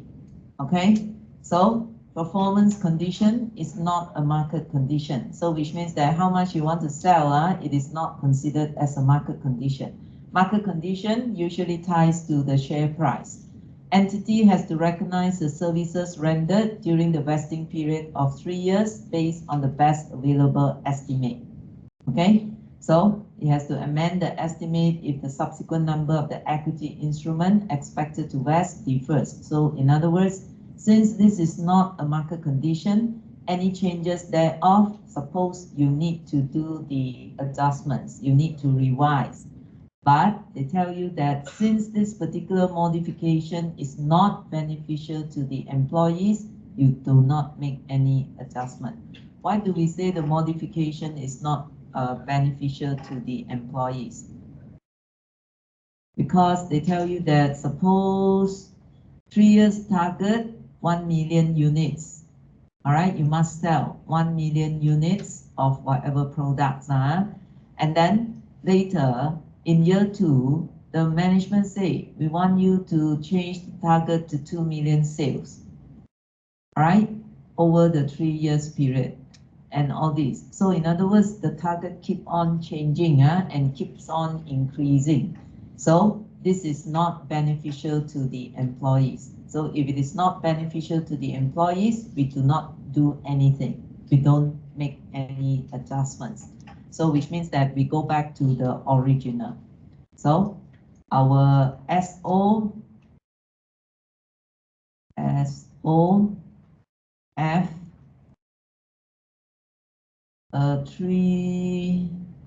$3 is our grant date. SOFT. So we will vest over 3 years. Everything back to the original.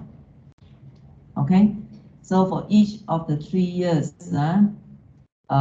suppose if you calculate 1/3, 2/3, 3/3, then you will find that total it will come to 600,000. Okay. So in other words, since the amendments or the modification is actually not beneficial, then we just don't bother, don't revise. So this particular one, basically, because they didn't tell us how many sales managers, right? So we just do for one. Okay, if it's 10, we just times by 10. Okay? Illustration 10. Wow, how many illustration? Banyak sekali. Okay, I think we have 14, 15, 12, 13. Okay. Okay, so we look at illustration 10. Granted a total of 1 million share options to 3 of its directors. I see a total of.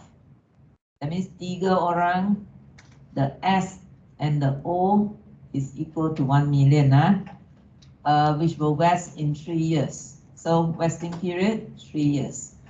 Option, fair value of the option at the grant date, $5 each. During the second year, management changed the vesting period to 6 years. It was estimated that one of the directors will leave in year 4. So discuss how the share-based payment transactions will be accounted for by MNO. So first of all, you look at the modification, whether the modification is beneficial or not. So like in this case, suppose they will vest in 3 years. Then after that, they say, oh no, after during the second year, they say that no, we want it to be vest in 6 years. Okay, so this kind of prolonging the vesting period is not beneficial. It's just like people tell you, you work here for 3 years, we will give you one big bonus at the end of the 3 years. And then subsequently, they tell you, no, we change it to 6 years. Everybody blah. Okay, so it was estimated that one of the directors will leave. So this is estimated in year 4. So discuss how the share-based payment transactions will be accounted for. So again, this one is a service condition. Service condition is not a market condition. So since it is not a market condition, we want to consider whether we should revise or not. We only revise if the modification is beneficial to the employees. Okay, so since they tell you that at first they are supposed to vest in 3 years, but then somehow they say another 3 years. Okay, so in other words, the amendments is basically not beneficial to the employees, and therefore no amendments are to be taken into account. So in other words, don't change. The vesting period will still remain as 3 years. So at the end of the 3 years period, MNO should have recognized cumulative remuneration of 5 million. Okay? So this one should be okay.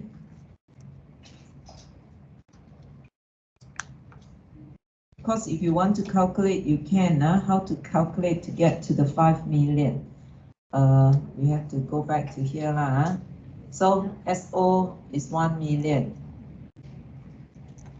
times by F is 5. Okay, so which means that over the 3 years time frame, 1 million times by 5, basically a total of 5 million. It's just that if you prepare the schedule, it will be split over year 1, year 2, year 3. Okay, year 1 times the same figure times by 1 over 3 times by 2 over 3 times by 3 over 3. Okay, but the question didn't actually ask you to come up with the distribution. So cumulatively 5 million. That will be the 5 million recognized over 3 years. Okay, cancellation and settlement. So if you cancel it, that means whatever not vested, whatever not yet charged out to the SOPL will be treated like a windfall gain. So equity instrument that is cancelled or settled during the vesting period, the balance of the fair value not yet expensed off will be charged to the income immediately. Okay, so in other words, you are going to have like savings like that. Compensation, if the compensation is paid, any cash paid up to the fair value of the option at the cancellation is deducted from the equity. Okay, and any amount paid in excess will be treated as an expense. So that means it's either like, you got extra additional expenses. So if entity cancels an equity instrument and issues a replacement instrument, this will be treated as a modification. The increment fair value is the difference between the fair value of the replacement instrument and the fair value of the original instrument. This one, if I'm not mistaken, we have an illustration or a question on it during your tutorial. So that will explain this particular point. Determining fair value of the equity instrument. Fair value can be determined. And one is fair value cannot be determined. So if the fair value can be determined, then they will tell you that, sometimes they can't get the fair value, but they can use certain models, okay, valuation techniques. But of course, those common models are these models. Black-Scholes model, binomial model, Monte Carlo model. This one is more like those simulation model ones, but not to worry, we will not ask you to run the model. So this will be probably done by those actuaries or whatsoever. They always do the modeling. Okay, so for many shares and most options, there may not be an active market. So in which case, they should use the valuation techniques to come out with the fair value. All right. So long that the question tells you, oh, this is the fair value of the equity instrument obtained through the use of this model, then we just accept it. No need to know how it is being derived. Okay?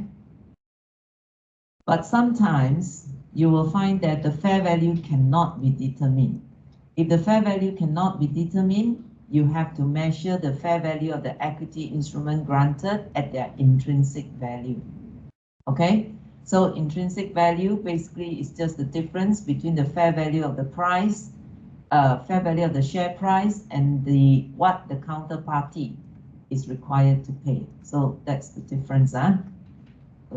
This one should be okay. Any changes in the intrinsic will be taken to the SOPL. Now we can look at the next portion of it, which is the cash settled share-based payment. Okay, cash settled share-based payment, you also need to know, but of course, maybe it is not 5-star. Maybe we should put it as 4-star. Okay, because I can't remember, just in case I did have 2 scenarios. Okay, because I like to make life difficult for you. So maybe I have ESOS, and on the other hand, I ask you about the SaaS, cash settled share-based payment. Because for this share-based payment, there is nothing much that we can ask except this, or the choice. So the choice, maybe I will leave it to the next trimester lah. So this trimester, we focus on ESOS, we focus on SaaS. Okay, but I think if my memory does not fail me, it is more leaning towards the ESOS lah. Okay. But it is not the whole question. So which means the question will have part. Later only I tell you which combine with which combine with which. Then only you decide what you want to do. Okay? So we have cash settle. So cash settle, the journal entry to record the cash settled share-based payment is also almost the same, like in the equity settle. Equity settle, we debit the expenses, we credit the equity. For the cash settle, what do? We debit the expenses, then we credit the liability. The only thing here is that for this particular cash settled share-based payment, you have to remeasure the liability at the end of each reporting date. It is not like the ESOS, the equity settled. The moment you times with the fair value at grant date, then it doesn't change. All right? You times 5 all the way. It doesn't change, even though the share price changes subsequent to the grant date. They say ignore, all right? But in the cash settled share-based payment, you have to remeasure this particular liability at the end of each reporting period. So the first part is still the same. Goods and services and liabilities are measured at fair value. And this particular main difference is that the liability will be remeasured at the end of each year. So that means that there will be changes in the value of the liability. And the changes in the fair value will be taken to the SOPL. Okay? And then cumulative expenses at reporting date will be the same. Fair value at the reporting date times by the amount of vesting period that has lapsed. So any changes thereof, and sometimes you may have settlement, will be recognized immediately. So for cash settled share-based payment, your example will be SaaS. Okay, share appreciation rights given to employees, where employees will receive cash. That means at the end of the day, they get money, but this particular cash payment will be subjected to the share price of the equity instrument. So they cannot tell you exactly how much you're going to get, because you have to take into account the fluctuation until the vesting period. You have this example 11. Company granted SaaS. So you see, when you want to look at questions on share-based payment, you, at the beginning itself, you must determine what is it that the employees or the counterparty are getting. So if they are getting SaaS, this is a cash settled share-based payment. Cash settled share-based payment. So if cash settled, your journal entry will be what? Debit the expenses, credit the liability. Okay? So they tell you 50 employees were granted SaaS on January 20 X2. 50,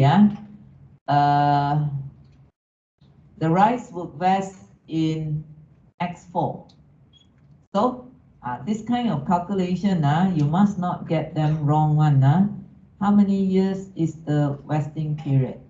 They offer you in January X2. So X2 you count, X2, X3, X4. So it is 3 years.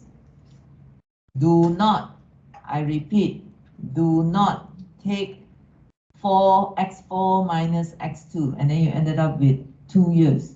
Habislah, all wrong. Okay?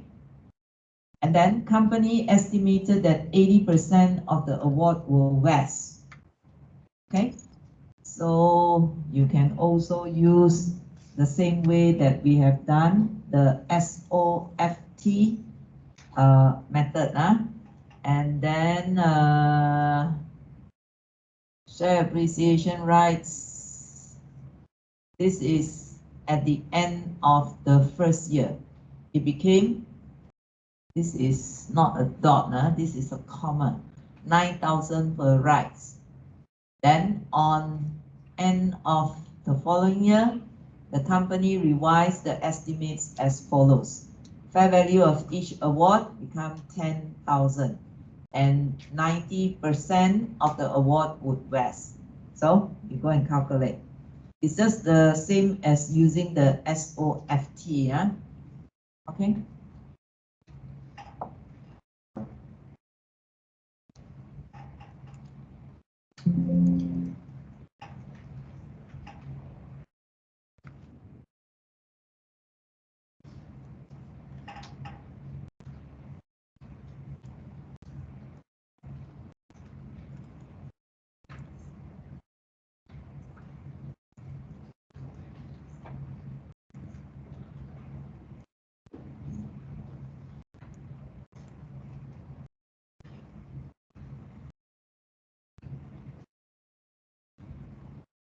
So you calculate your SOFT.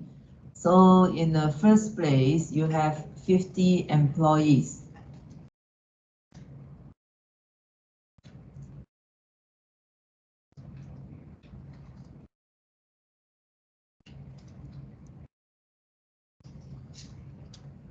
So it's over 3 years, but the question here, we just want you to do for 2 years. So 1/3. 2/3. Okay. How many staff that you have? 50 employees.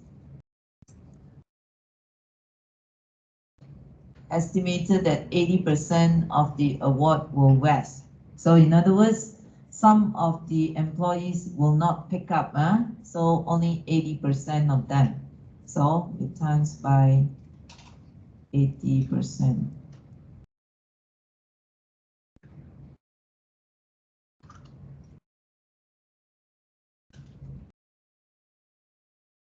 This one, because they didn't give you how many stars, but then in total it's so much lah. So this is as an option. Okay. How much is the fair value of the SARS at the end of X2? At the end of X2, the figure is how much? 9,000.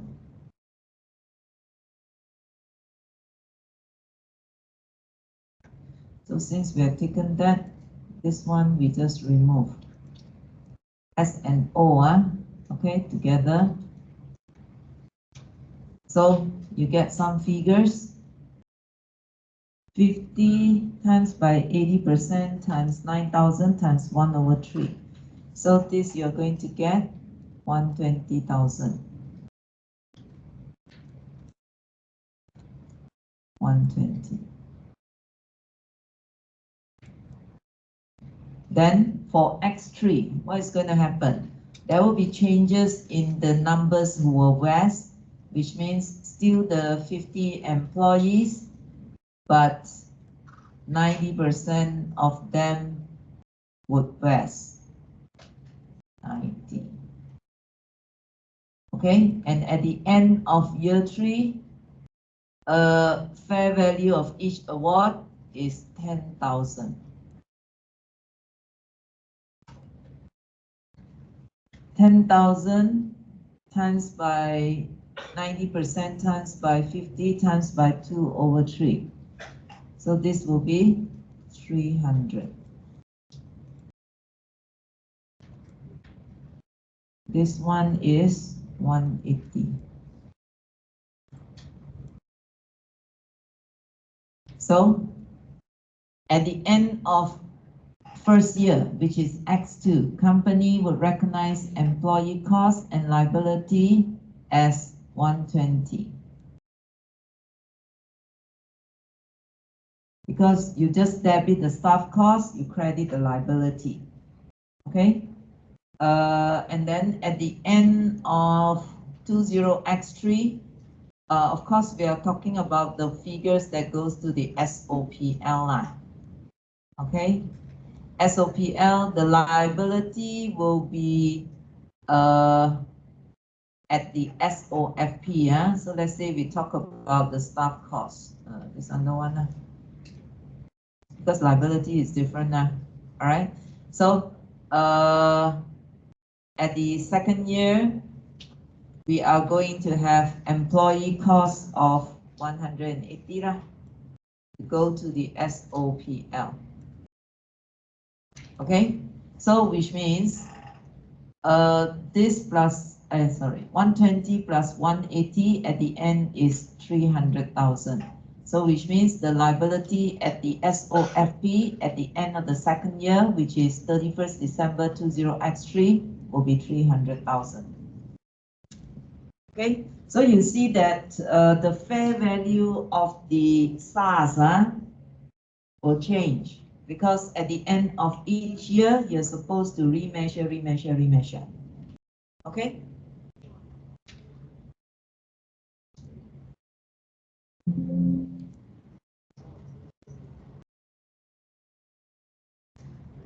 Can we move on?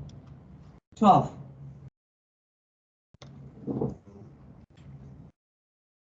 This again is a SARS.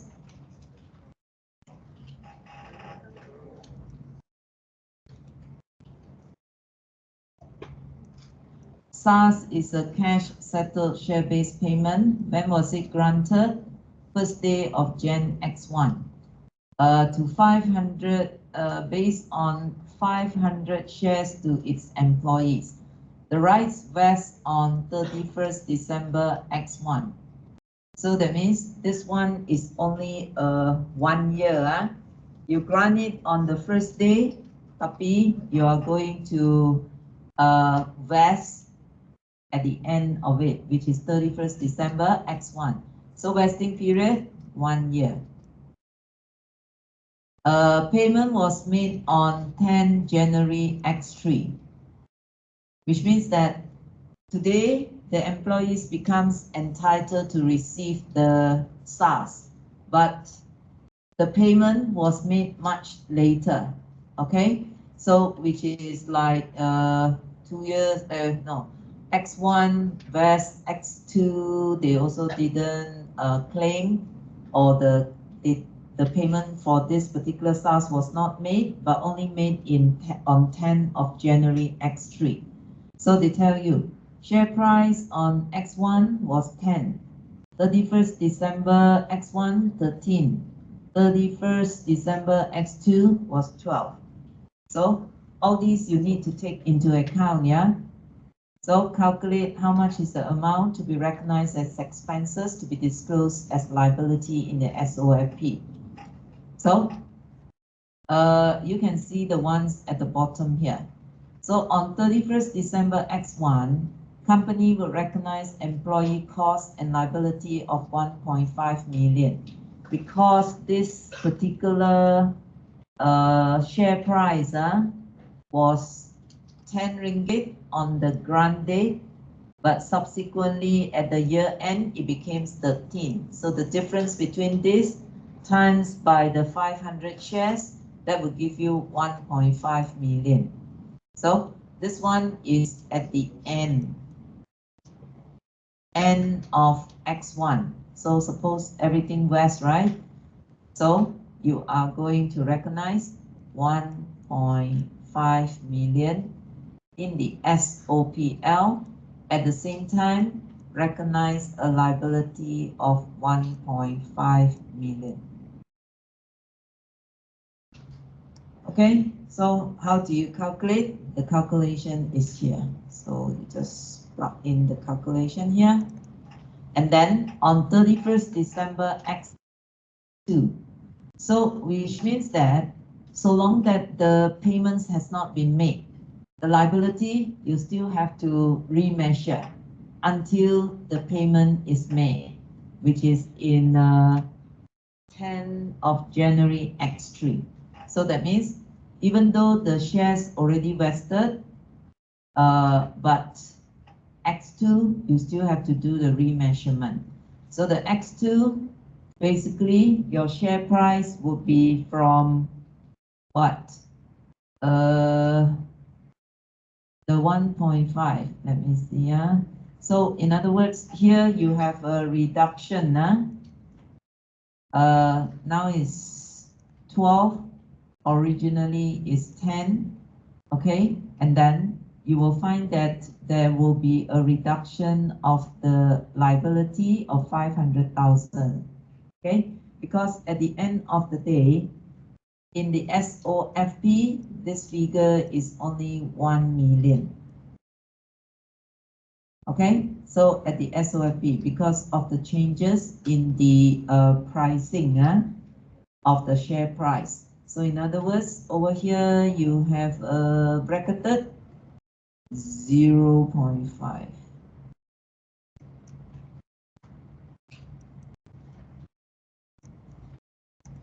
Okay, so the calculation that goes to the SOPL, that means it will be like an income.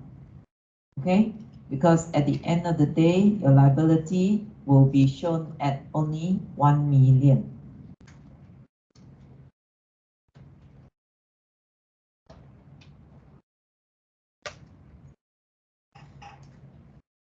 Okay, then we move on to alternatives. Share-based payment transactions with cash alternatives, because we have two, right? Either you take the cash or you take the equity. Okay, so the entity or counterparty has a choice whether to settle the transactions in cash or by issuing the equity instrument. All right, so basically they just tell you, if you choose one over the other, then you follow the rules. Okay, if it's cash, that means it's following like how you treat a SaaS. If it's equity, it will be like how you treat the ESOS. So if the counterparty has the right to choose a settlement method, the entity is deemed to have issued a compound financial instrument. Okay, a compound financial instrument is just like your MFRS 132, whereby it comprises of components and of liability and equity. So because when you have a choice, it's either cash or equity. If cash, you will end up having components of liability in the SOFP. Equity settled, you're going to get equity. So in other words, if there is a choice, that means you have a compound instrument that have elements of liabilities and equities. Okay, so what you need to do is at the end, later, you need to split between the two. Segregate the liabilities away from the equities. Where the entity chooses the method of settlement, it should decide whether an obligation to settle in cash has been created or not. Okay, so we look at this. How do you settle? How do you record and split the equity components away from the liabilities components? Okay, because that component is basically a liability. Equity component is always the balancing residual. It goes back to the definition. So if the goods and services measured directly at fair value, so you put down how much is the fair value, what is the liability component or the debt component, the balancing will be the equity component. Same goes over here. Okay, so fair value of equity alternatives based on fair value of the equity instrument granted. Because remember, if the goods and services can have a fair value, then you take the fair value. If cannot have a fair value, then you take it at the fair value of the instrument granted. The first illustration. Okay, so these transactions are generally settled in such a way that the fair value of each alternative settlement is the same. So therefore, the equity component will be 0.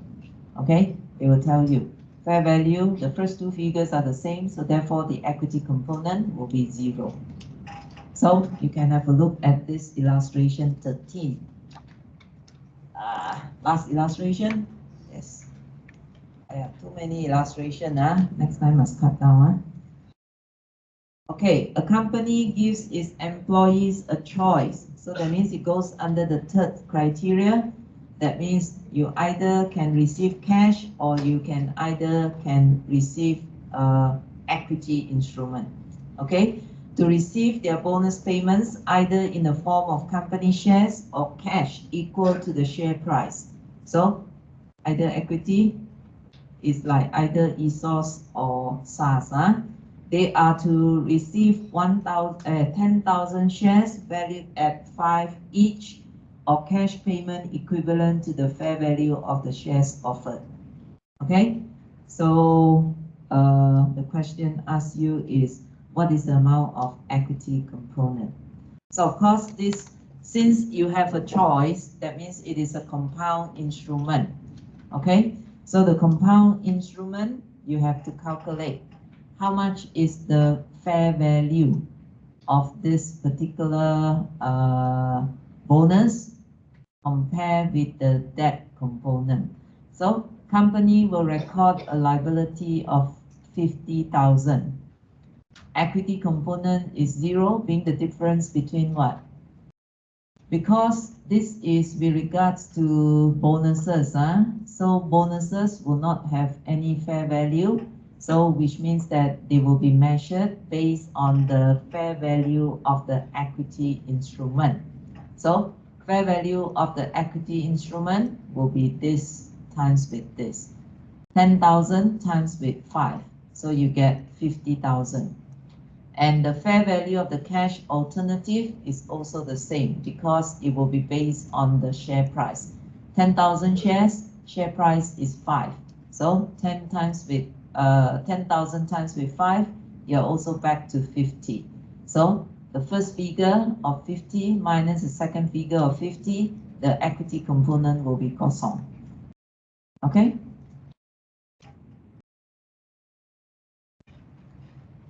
So where the entity chooses the settlement method.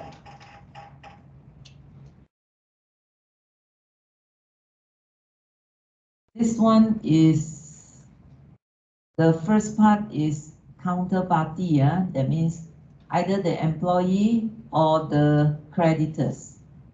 They choose, that means outsider choose. Now is the entity sendiri choose how they want to pay. Okay, it should determine if it has a present obligation to settle in cash and account for the transaction accordingly. Okay, so that means if the entity has a choice, the entity will go and find out first whether can they settle in cash or not. Okay, and what are some of those instances whereby the entity has the obligation to settle in cash? So one of the things is that the choice of settlement in equity instrument has no commercial substance. So which means that likely is that entity didn't issue any shares to the public. So therefore, they are not able to give or pay the creditors or the employees in the form of equity instrument. Entity has past practice or stated policy to settle cash.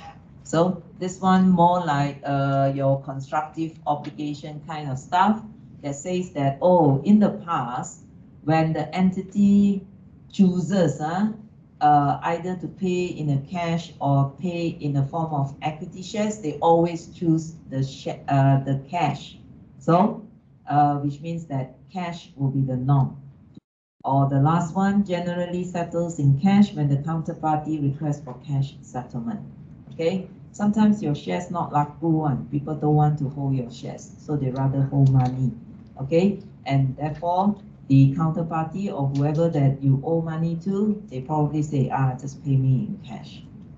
Okay, And then this one, of course, if there is no obligation to settle in cash, then they can settle in equity, no?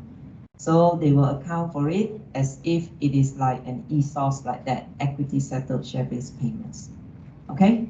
So if you settle in cash, if you settle in equity, of course, if you settle in equity, it will be recognized in the equity components. If you settle in cash, it will be treated like a repurchase of equity. Okay? This is the summary of the summary of the summary. Do you have this? No one? Never mind. I just saved the whole file. You simply go and see.